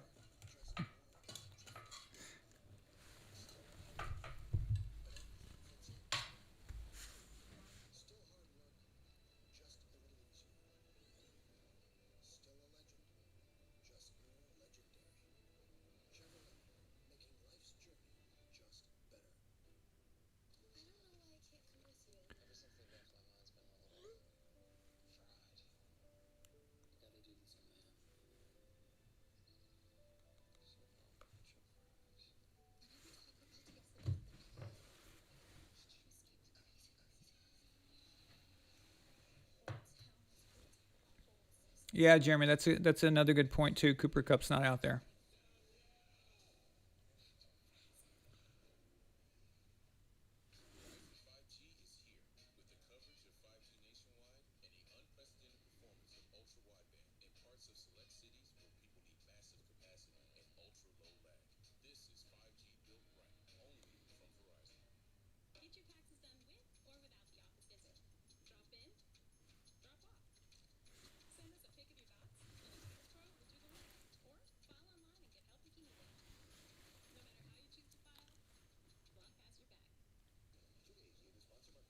It's fun to get mad sometimes. It's something to do, yeah. It's better than just staring at the game, no emotion. I might as well get pissed about something. Right?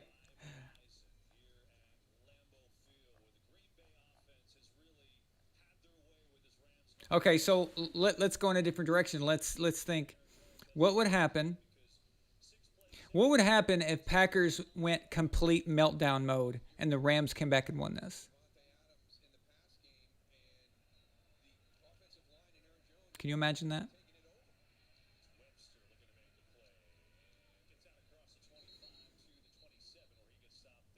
Oh, I'm certain a rant is going to come again before the end of this game.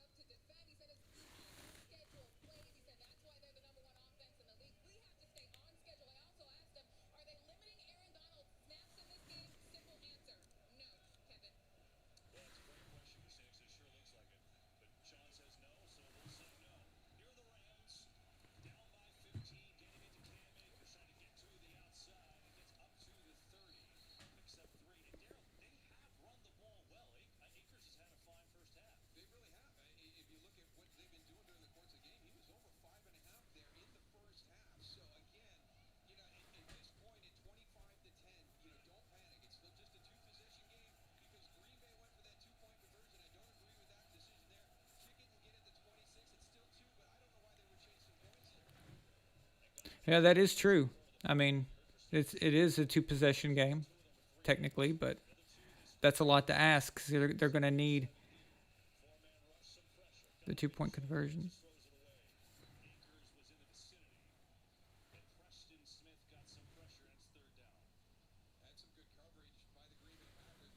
The hell?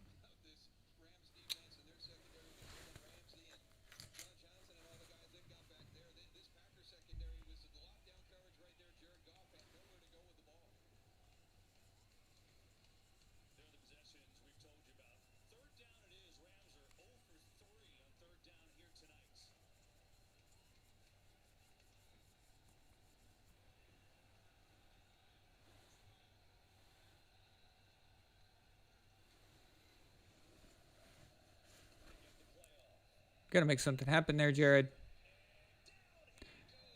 Okay, getting sacked is probably not the thing I had in mind for you, buddy.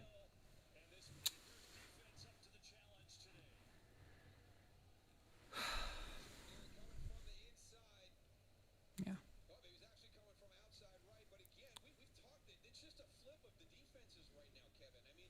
They had, guys, they had to make something happen here. They had to. What do they think they're doing? I mean,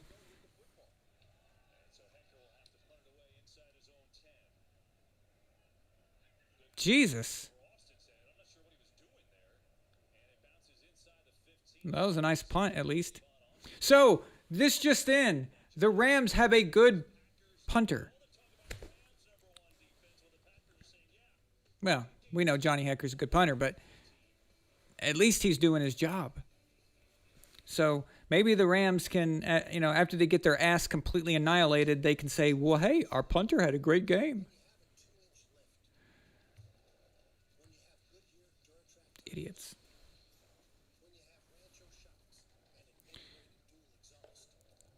It's just sometimes these guys, you just look at them and go, what the hell, man?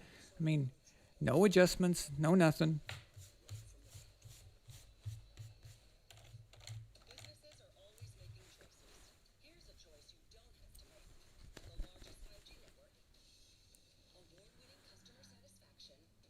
But again, I'm gonna give Green Bay props on this one. The game plan for this is fantastic. Other than I don't agree with the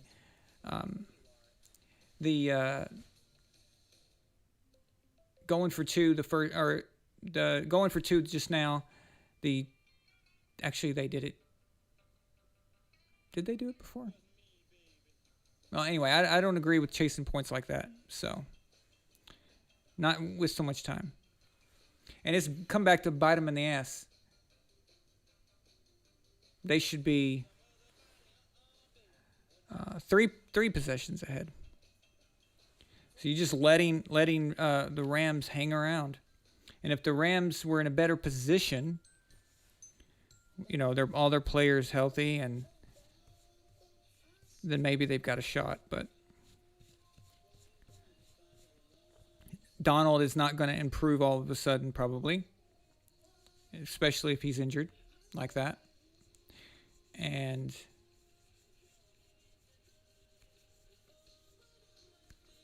yeah, the bad snap caused them to be down by that 1 point, but I don't think that you should try and all of a sudden go for two with so much time left.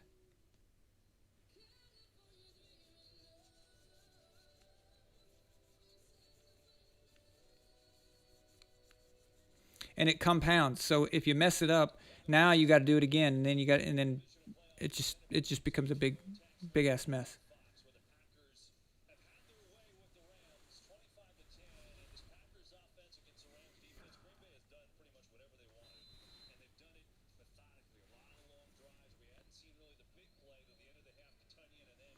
And for anybody who is just joining us, welcome. Glad to have you here. And if you've never posted in the chat, let us know who your favorite team is.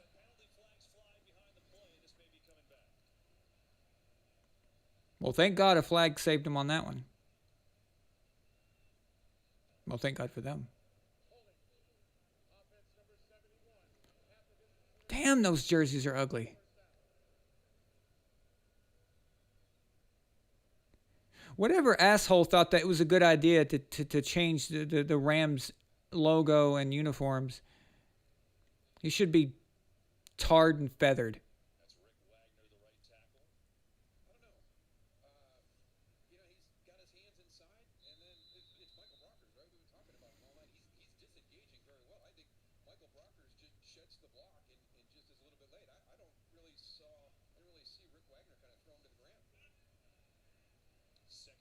Okay, you got a good position right now on them.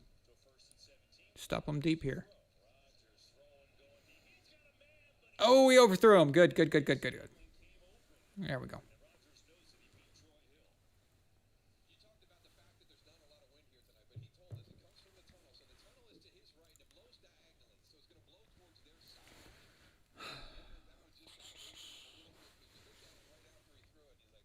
Second and 17. So see, this is a chance for the Rams to at least keep this thing in within reach. I mean, this is a good development right now for them. Take advantage of it. Get them set. Are you freaking?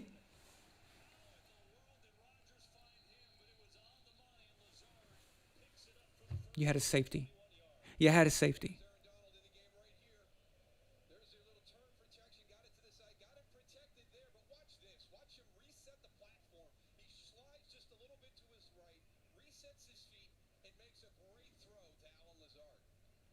You give up a first down when they needed 17 freaking yards. You could have pinned them back, made them punt from their own end zone.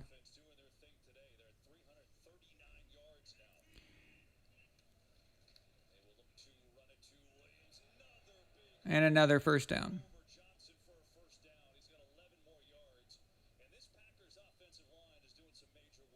Okay, so at this point, why don't the Packers just put there and he could probably gain 15 yards? Hell, I might be able to get 4 yards a carry.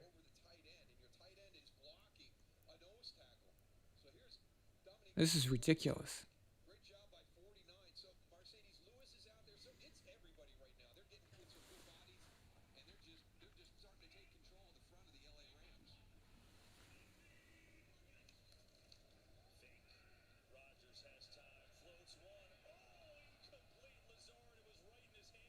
Jesus, man. If Lazard catches that, that is like... That's a nail in the coffin. The Packers, any breaks that the Rams are getting is because of Packers screw-ups. Drops, overthrows, things like that. It's not that the Rams are doing anything to stop them. There was nobody even around. Lazard was wide open.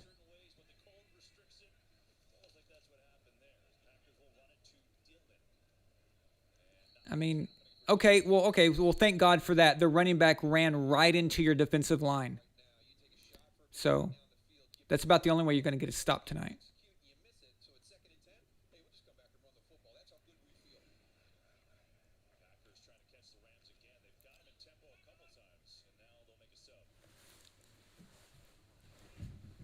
Third and 8. Make something happen.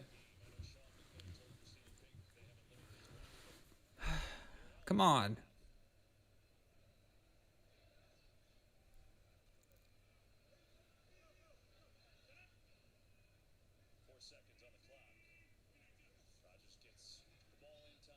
Come on. Oh, he's going deep. Oh, he broke it up. Nice.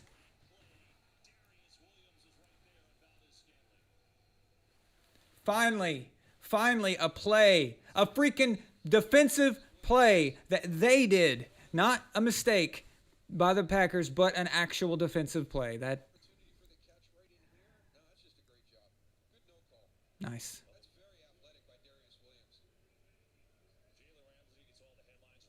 That's good. That's what they needed right there.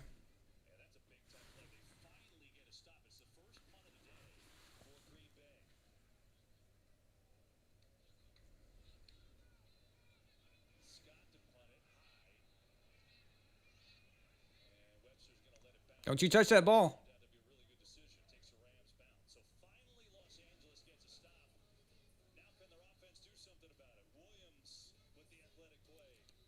Defense finally did something. Look at that.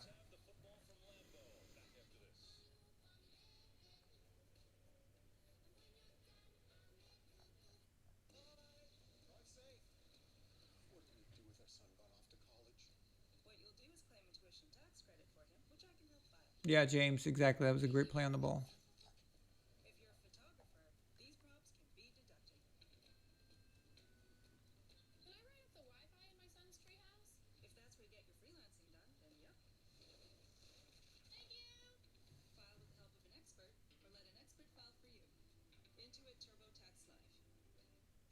Yeah, really. Where the hell is Ramsey? What's he? He needs to make a play. He wanted all that damn money. Talking all that crap, how he was greater than the organization in Jacksonville. That he knew more than the coach. He was more important.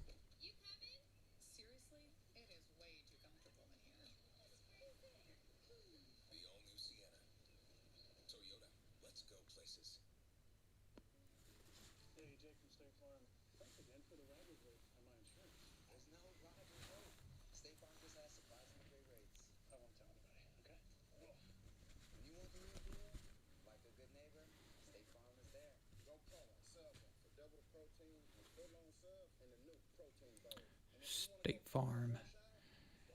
State Farm's trying to get their guys in a Super Bowl.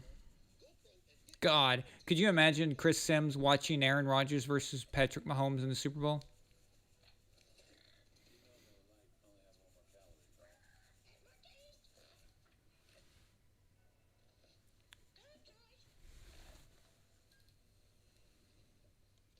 His wife would probably file for divorce.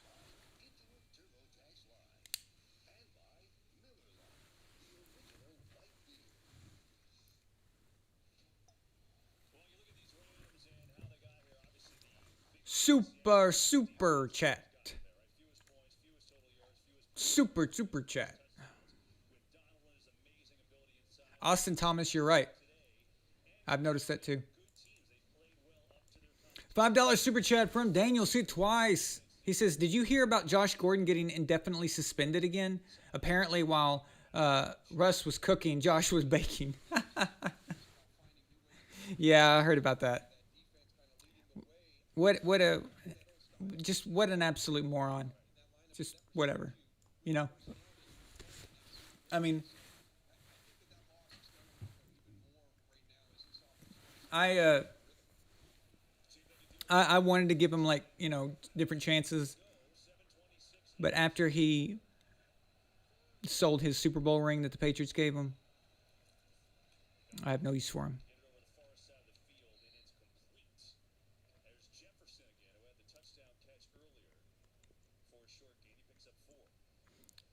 Thank you. Thank you for the super chat. Say it twice.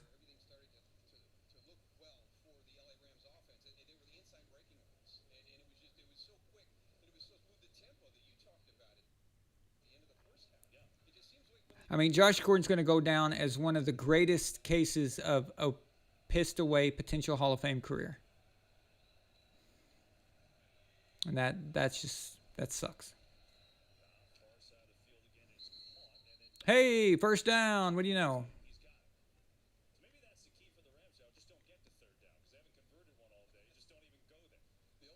They haven't converted a third down all game. Yeah. It's pathetic.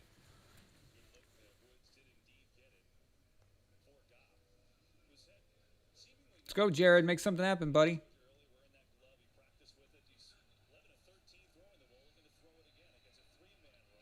Nice. Great throw. Just keep it. Keep it going. Let's do this. Let's make it a game.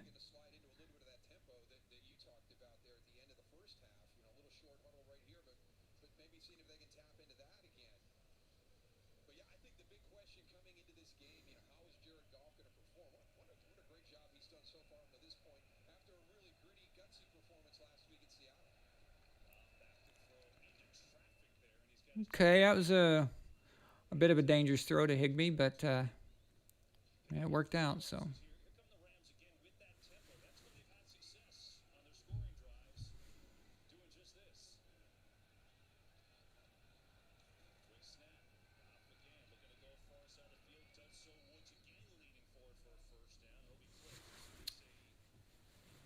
It's good.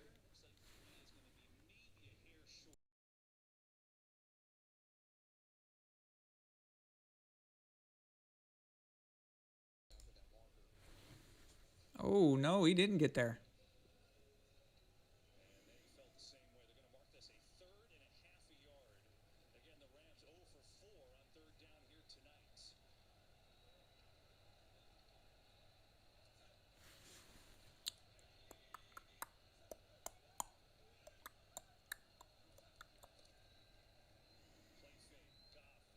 Let's go, Jared.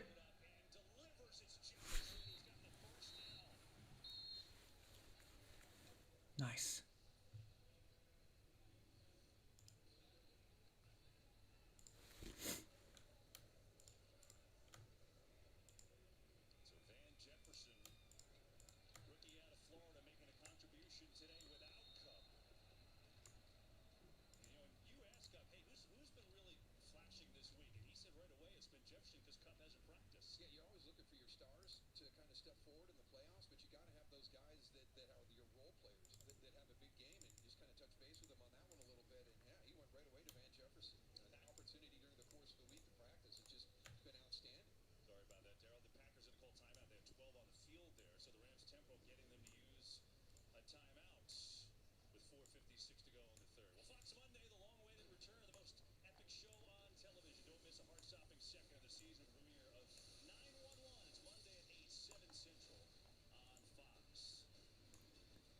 If you're just joining us, the numbers on the screen, that is their ranking in our official the best quarterback of the year. That's where they both stand right now, as of the end of the regular season.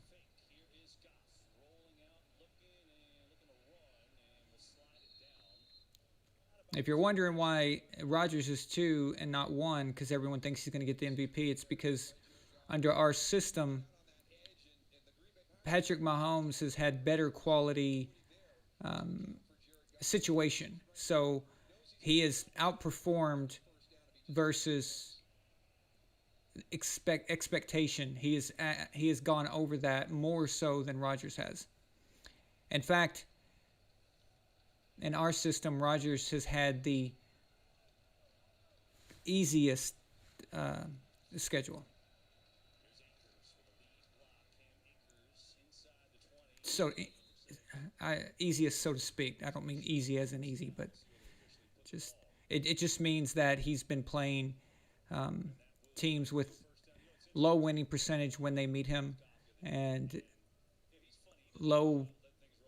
Or they give up a lot of completions, they give up a lot of yards, and things like that. So,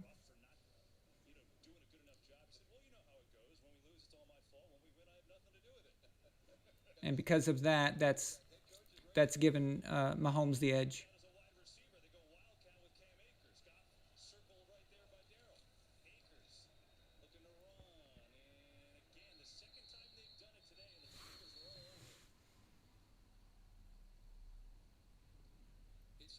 Austin, Allen might. Like I said, I have not inputted the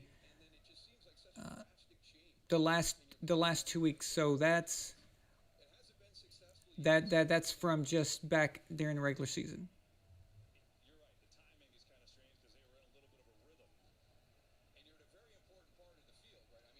Right now, Allen is at 3, but the difference between Allen and Rodgers was less than a point.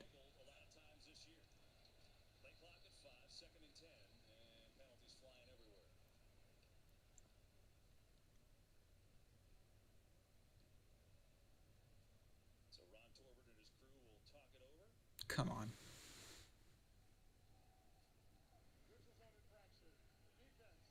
Good. It's on the Packers. So maybe we can get a game here.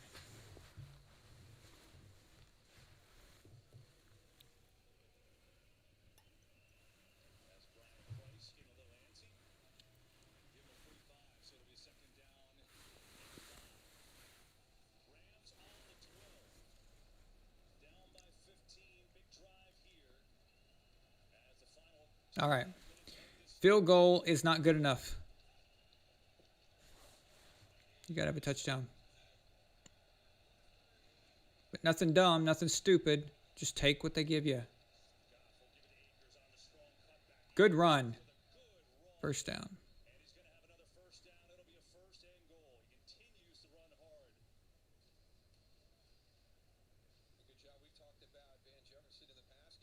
Hell, just do that. See what you can get out of it.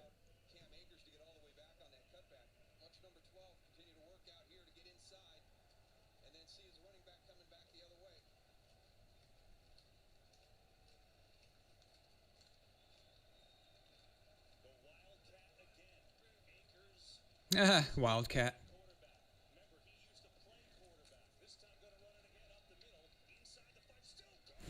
Did he again? Ho ho! Boom! Let's go! Oh shit, was that too loud? That didn't break out speakers, did it? Let's go!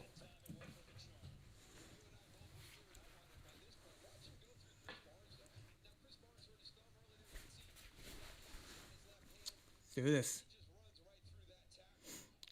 Ladies and gentlemen, we have ourselves a game.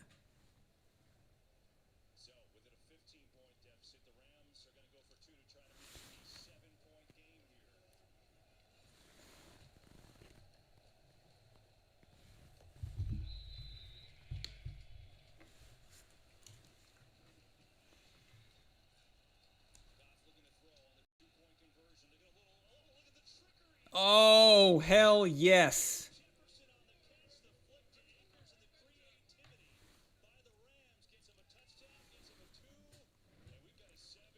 Great call, McVay.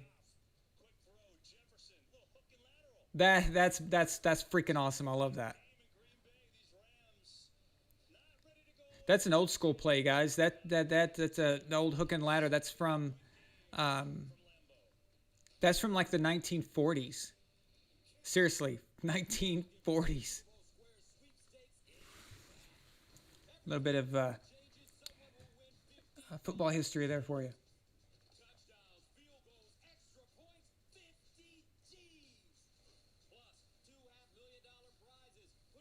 Okay, we're advertising again.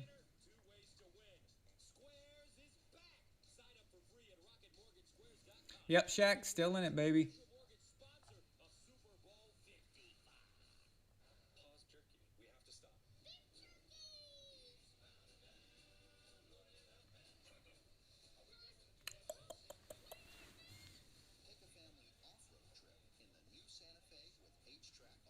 You guys like these Assassin's Creed themes? I've got some set up for all the games. I'm a big fan of the video game series, obviously, but I merged. So I took the Roman Colosseum and put a football field grass underneath it through here, and then you can see the lights in the corner there on each one. It's just kind of colliding the old with the new kind of thing. But it was easy for me to find Ra for the Rams because the Amun-Ra, the Egyptian god, he has ram horns, and I immediately knew that I could find that because there was an Assassin's Creed Egyptian theme called Origins. But for the Packers, and I know a few people had made a comment on Facebook. The Packers, their name comes from Acme Meat Packing Company.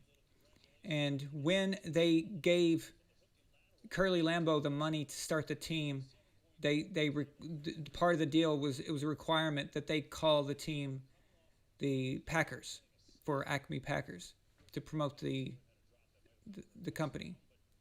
Well, considering that there is no such what is a Packer as far as a mascot, you really can't make anything cool out of a meat packer. And cheese isn't exactly something you want to use. So I tried to think of the one thing I could possibly do, some kind of connection. And so I went with Vince Lombardi is Italian. So I went with Ezio here. He is the Italian assassin, the main character in Assassin's Creed 2 from Italy. So that's the closest connection I could get for something cool looking like that. I certainly wasn't going to put a block of cheese up there. Or a can of meat. Some Spam. Maybe I could have put up a can of Spam and put Acme Meat Packing Company on it, and coming out of the can of Spam is some Assassin's Creed knives. Yeah, that'd been really cool.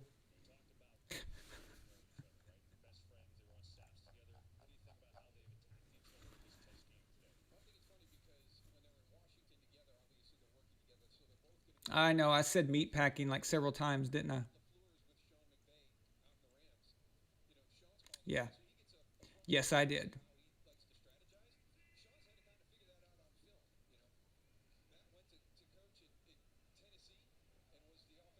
Let's go, LA. Make something happen here.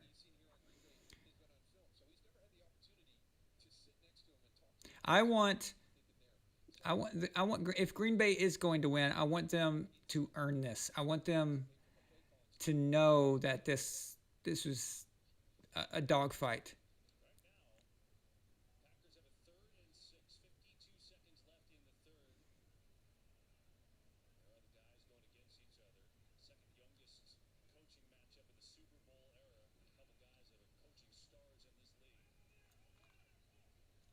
Okay, stop them here on third down, Rams. Let's go.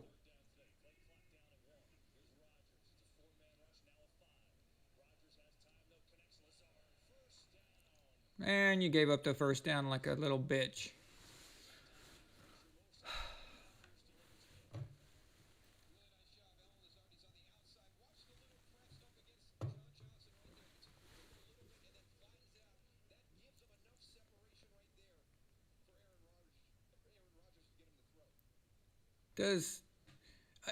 Do the Rams not understand where they're at on the field? Do they not understand what situation they're in? Do they not get it?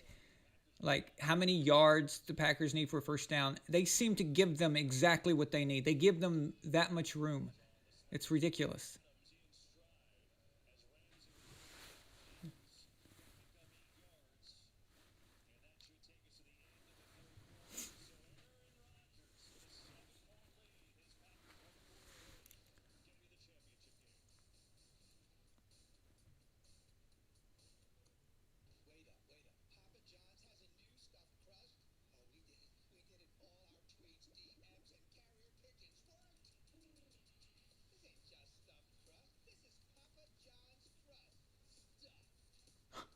You guys are idiots.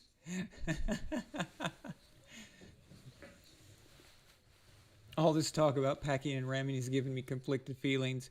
Well, let's just hope that Chris Sims isn't watching this, because he's probably going to get excited. But the Packers right now are really ramming it. They're really ramming it home.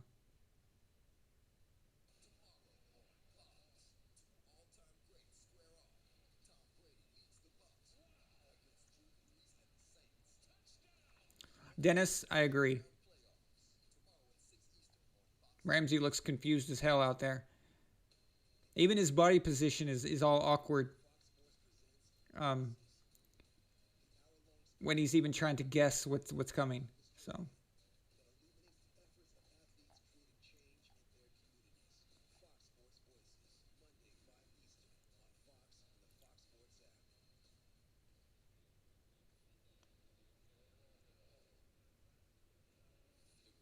Thank you, Dennis.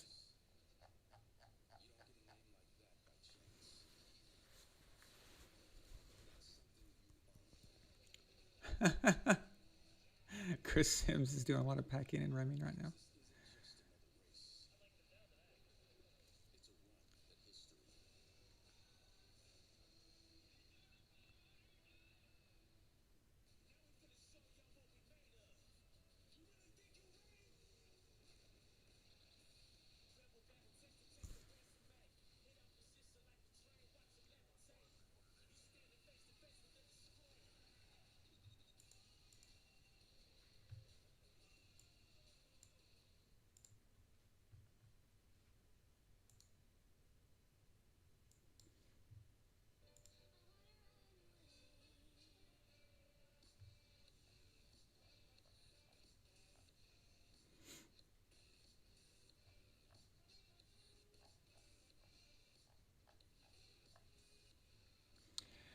Oh yeah, Daniel, See It Twice posted this over on Facebook. He said Patriots offensive coordinator Josh McDaniels reportedly interviewing for Eagles head coaching job.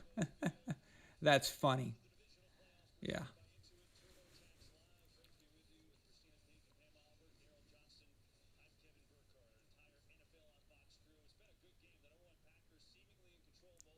If I was Josh, I wouldn't take that job. I mean, if he was willing to give away the Colts job, why would you all now take the Eagles? I mean, that doesn't make sense.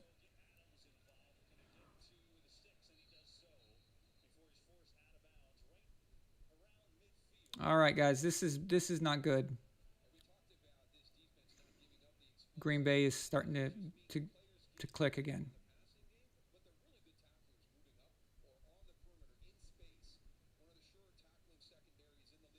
At least the Rams gave us some exciting moments here and there.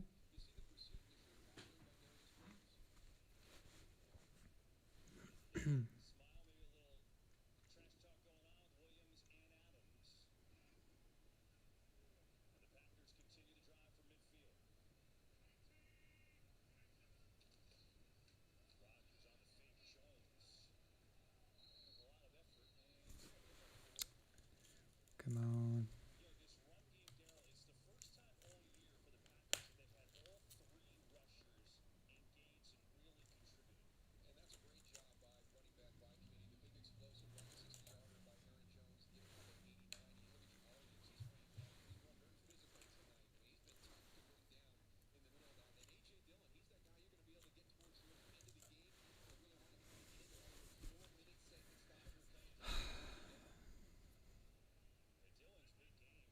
Second 7.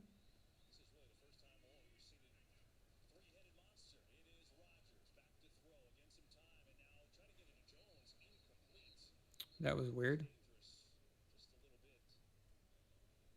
Jones better be glad he didn't catch that.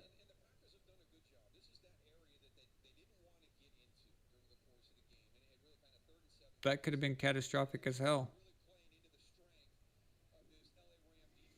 All right, 3rd and 7. Rams got to make something happen here.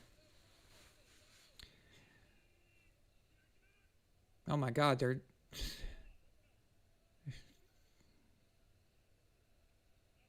only rushing 3. Oh no, they rushed 5. Get him, get him. Yes! No flag. And Aaron is pissed. Guys, Aaron is mad. He's very, very angry. He's yelling. I don't know who, but.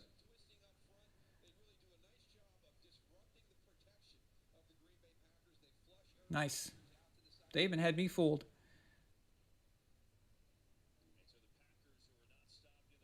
I mean, usually based on formation, you can tell what's coming, but or what you know of something close to that. But yeah, I thought those linebackers were going to pull back. So, or I'm sorry, I thought those linebackers were going to pull out.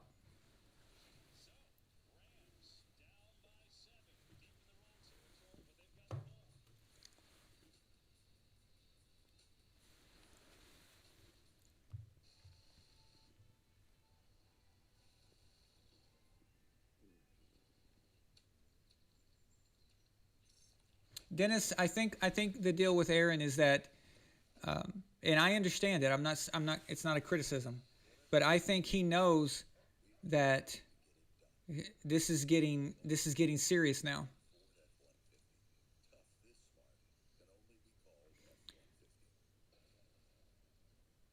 He wants us bad, and they cannot lose this game. I mean, they went 13-3.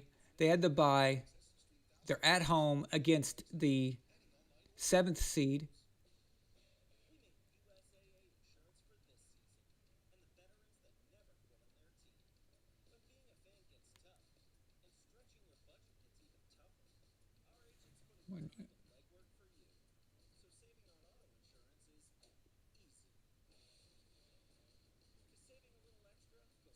Yeah, 7th.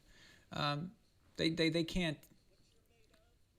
This would be it would be kind of a massive shot to Aaron's ego to go down like this fast, and of course he's thinking about it. Who wouldn't? And I think that's where the frustration is coming from.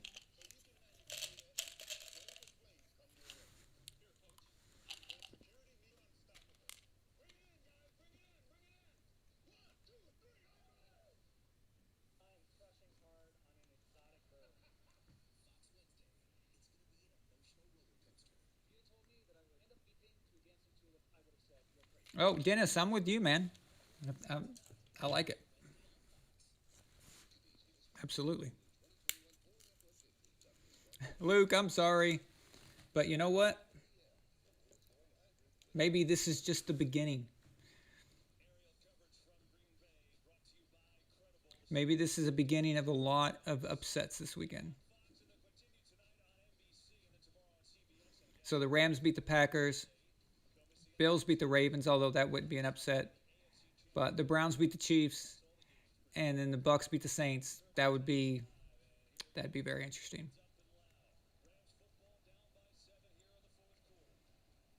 People be losing their minds.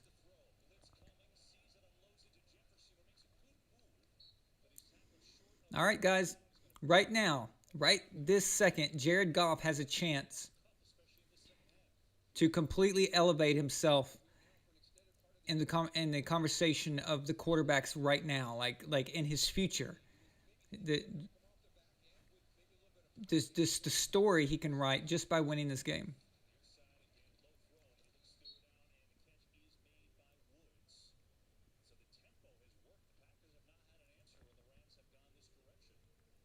It'd be especially even pretty cool because he messed up his finger.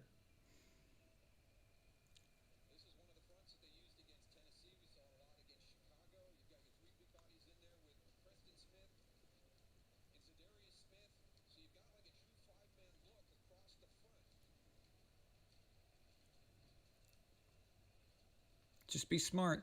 No stupid plays. Another Wildcat. Oh, Akers just gave him a stiffy.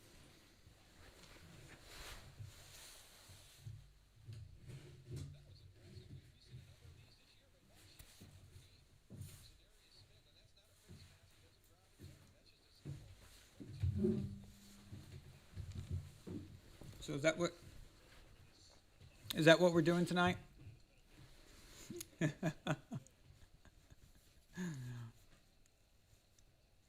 All right, let's go.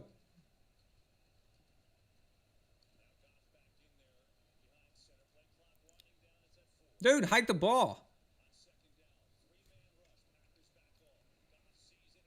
Nice. Let's go.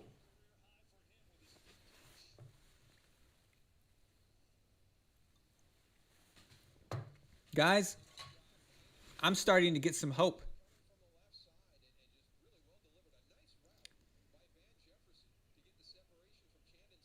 Again, I have nothing. I have nothing against Green Bay. Okay, nothing against them. I just want Chris Sims to cry. I want him to be devastated. I just, that's too good. It's too awesome. See, that's the problem with these people. They're such assholes, and they've got such a big platform to talk crap. So because they're assholes, you start to want to root against the people that they like, and even though it's unfair to the teams that they like, you can't help it because those guys are such dicks that you want to see them miserable.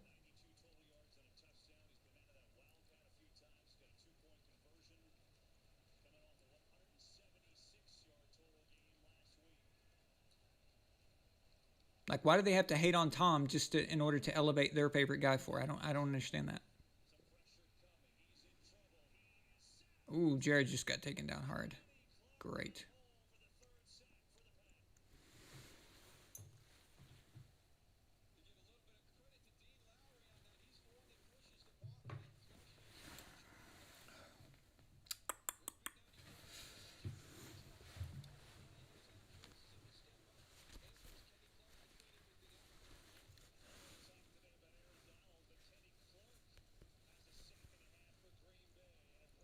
They're going to screw this up. Oh, 3rd and 16. All right, here comes a punt.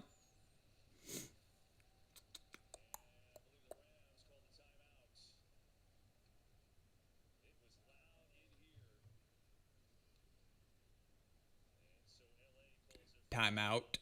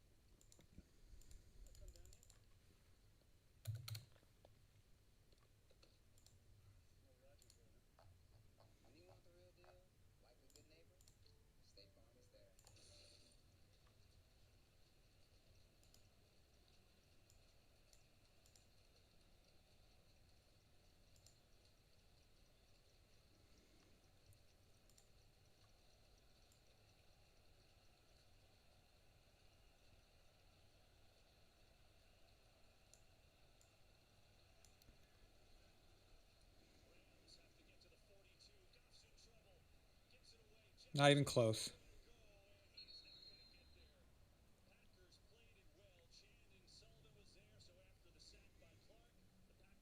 Not even close.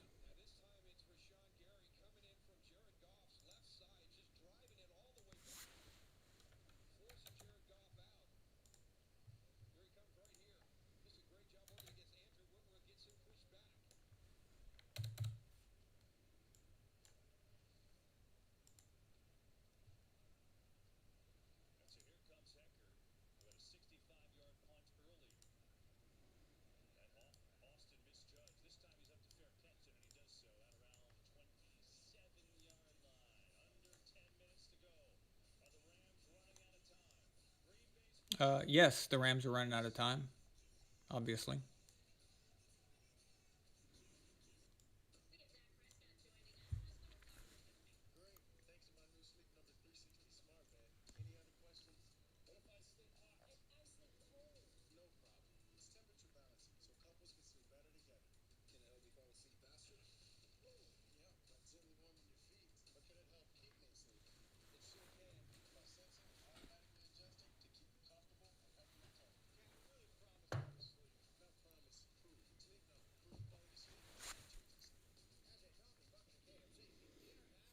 Okay, so obviously not good.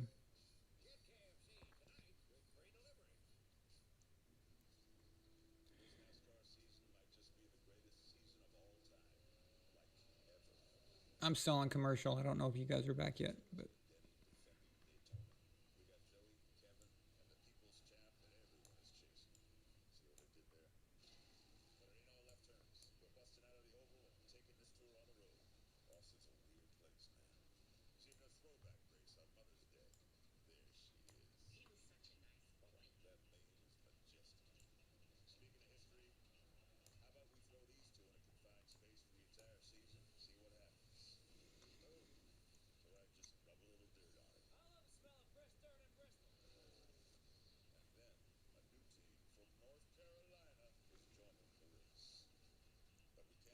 I mean, even a Packers field goal probably puts this away.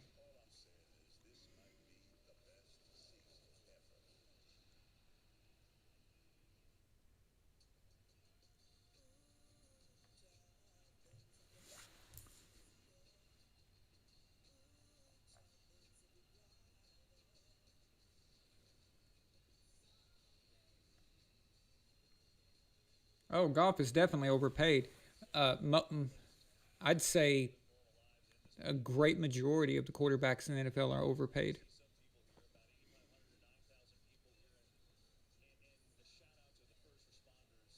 I always thought it was stupid to pay a guy based on market value instead of their actual value. Just because the going rate for a quarterback is 30 million doesn't mean you should give him 30 million. That tell him to piss off and try to get it somewhere else. If all the owners actually had any sense at all, they wouldn't let these prices get driven up like that.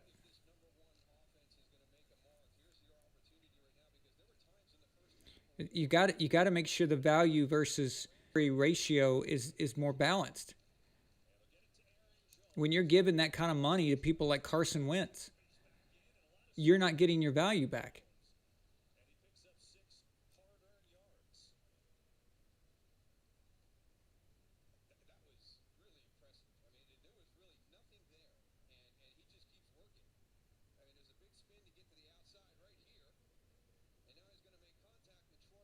Okay, well, they don't seem to know how to make a tackle.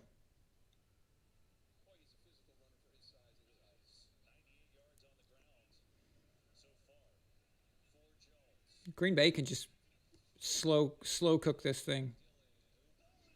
Fumble. Fumbleina. Fumblingus. Fumbly-doodah. Fumble.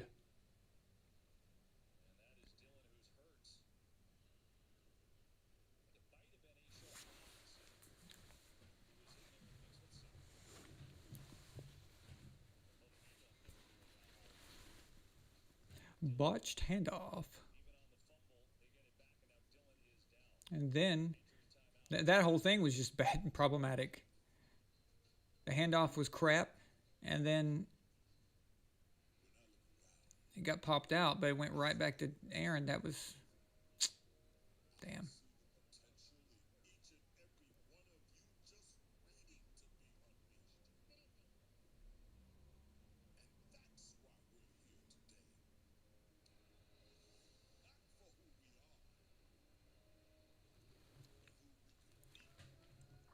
What, Dennis?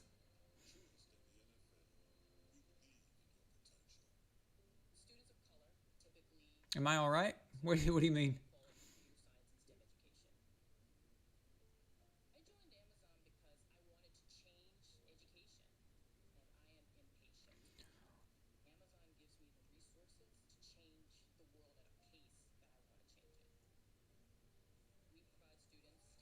Well, look at it this way, guys.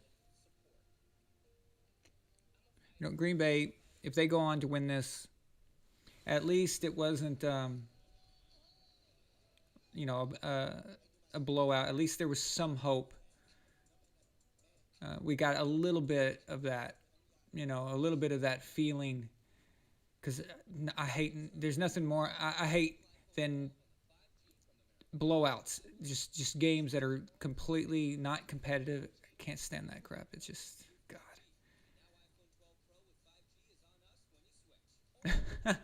Oh, yeah, fumble. No, Dennis, I was going through all the versions of the word fumble that I could think of. Hey, it's not easy to go 3.5 hours or during a game like this and trying to fill up every moment to say something, It's so...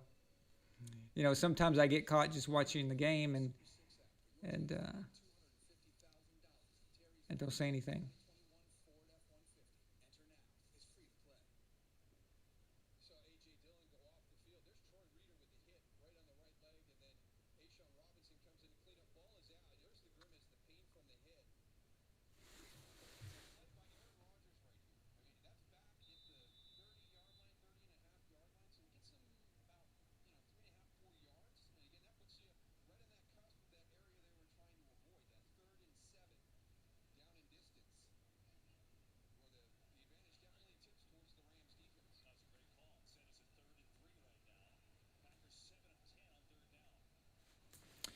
Third down. Let's do it. Come on, Rams. This is your chance. Make something happen.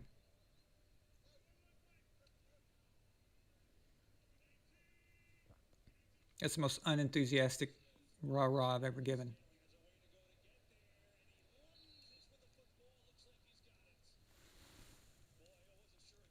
Does no one believe in tackling in this freaking league anymore?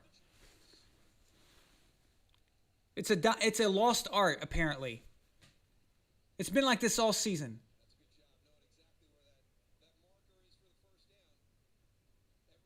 My God, Aaron Rodgers looks like he's 50.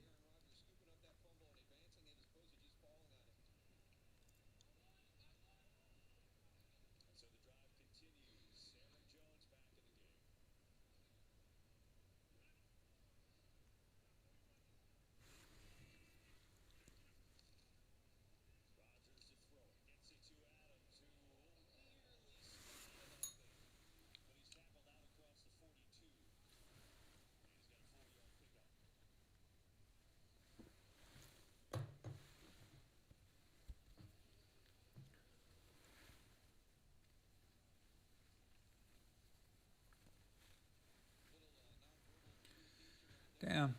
The Packers are just taking their sweet ass time now. They're doing exactly. Well, I don't think they're trying to do it on purpose, but it's working out for them.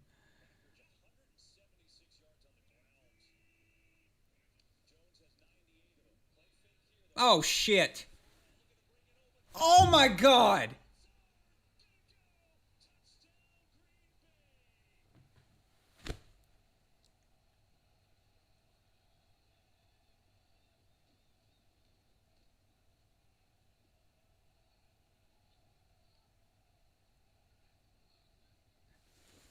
I saw that guy get free, and then he went out of the camera. Couldn't see what was going on, but I had a bad feeling because Aaron's reaction changed, and you see him going back. He was sure that was not going to be a pump fake. He knew he had it, and that's when I knew that guy got free. And that's it.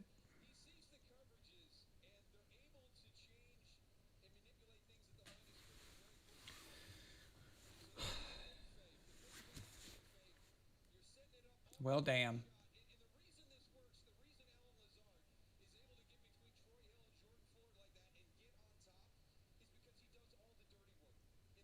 That's pathetic.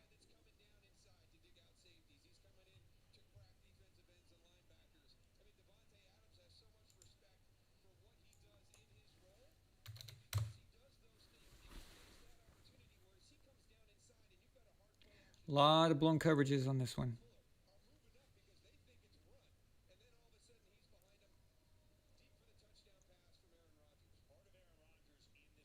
Are they going to make out?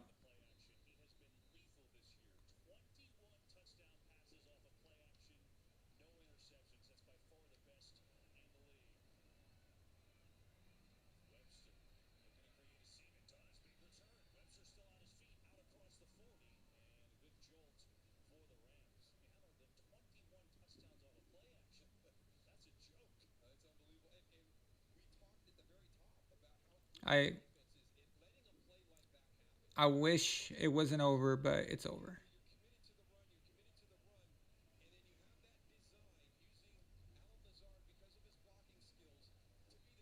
If they're blowing coverages like this left and right, I mean, what hope do they have?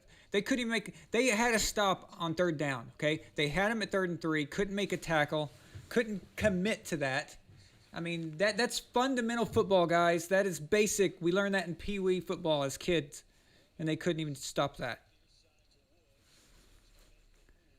So if somehow the Rams can go down and score a touchdown, so the defense can sit there and give up another. I mean, they can't even give up a field goal in that case. Does anyone believe that that's going to happen? Well, that shit was almost picked off, so there you go. I don't understand it. I just don't get why the NFL thinks it's a good idea to have these defenses not be able to do a damn thing about anything. Sometimes it's not even fun anymore. It's frustrating. It's too easy.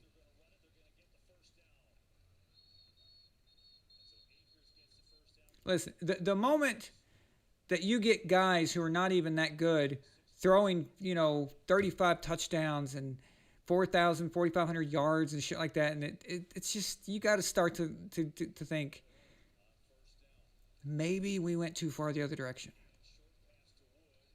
And it's not just that, though. These guys today, they seem like they don't want to tackle.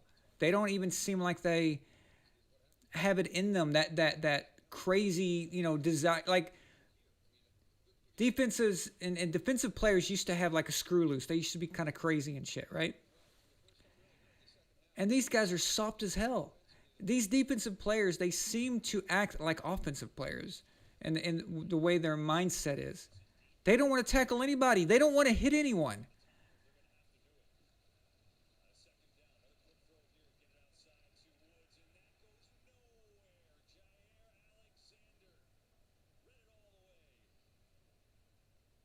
I mean, yeah, I get it. You're trying to protect the players and stuff, but you don't have to ruin the game to do that.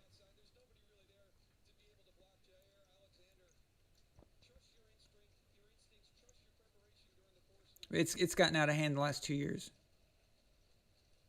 Really bad. I mean, it started getting bad about 8 years ago. You could see it, but the last 2 years especially have been terrible. Jesus Christ. Could you suck any worse? Could you freaking suck?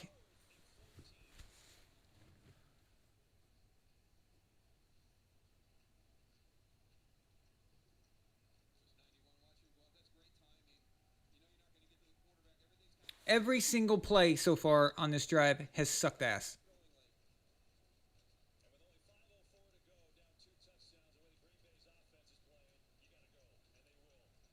Fourth and 14. Oh, yeah. They're definitely going to pick this up. Okay, just close your eyes and throw it as far as you can.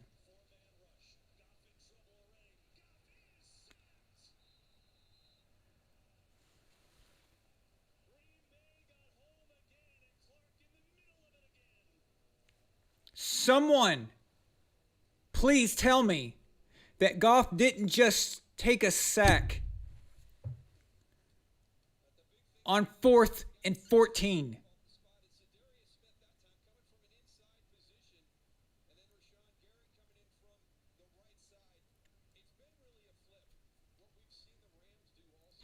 It's 4th and 14.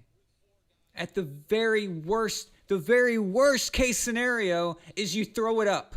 You just throw it up for grabs. That's the worst case scenario. But somehow Goff figures he found a new level, okay? A new level underneath it of worst case scenario, which is a sack. Did he think he could make it 14 yards? Did he see something? I don't know what he was doing. Did he forget that it was 4th down? Did he think he had another down?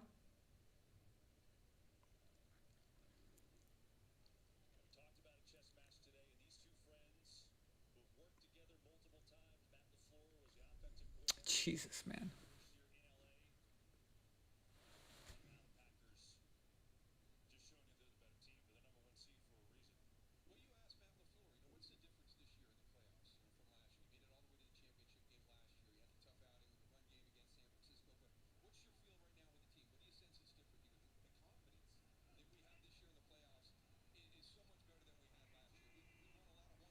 Now we get to put up with another week of how Aaron Rodgers is God.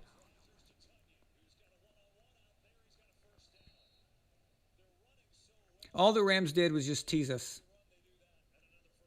They made us think that there was a possibility. And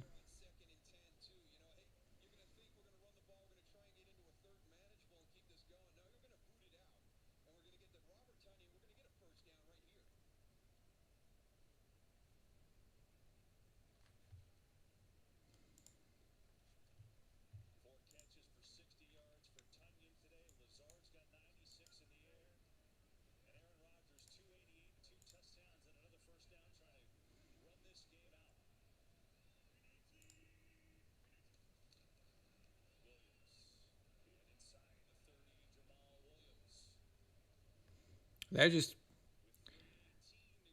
moving on. Rams aren't even trying anymore to do anything.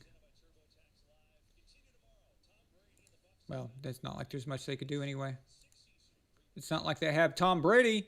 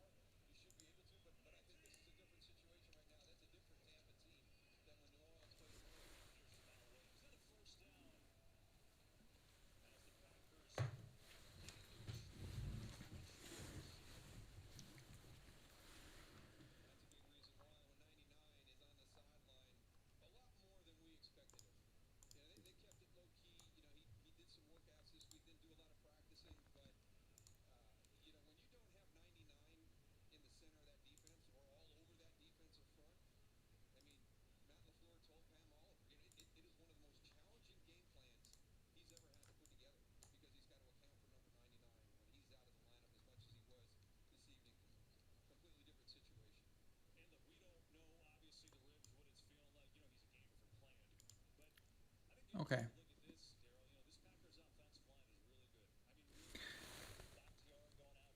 This is clearly over. I'm going to put in the link for the next game, guys, for the Bills and Ravens. Now, let's hope the Bills can get this done. I really would like to see them.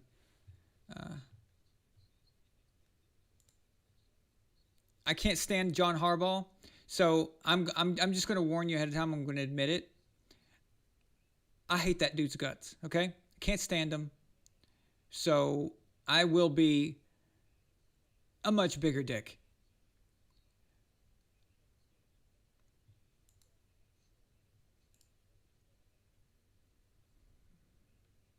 I used to have high respect for the Ravens until Harbaugh did what he did with Deflategate.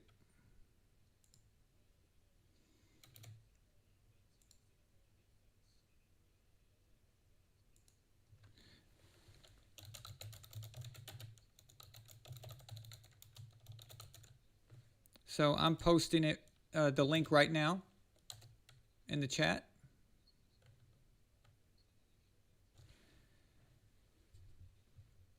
And what I'm going to go ahead and do,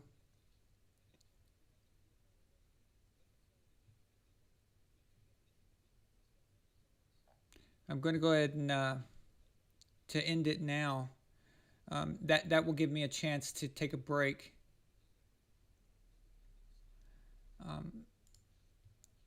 And then get ready for the next game. It'll give me a chance to put in some keywords for the new show and post it everywhere on Facebook and different places.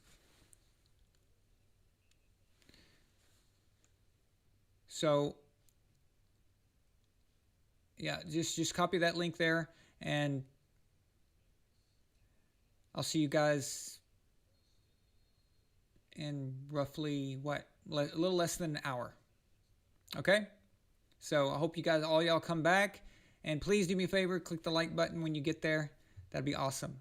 When you click the like button, it tells the algorithm to show off, and then we can get new people, and that's good for the channel. So, but okay. So thanks for being here tonight, guys, and I'll see you soon. Like I said, a little less than an hour from now. So, see you there, guys.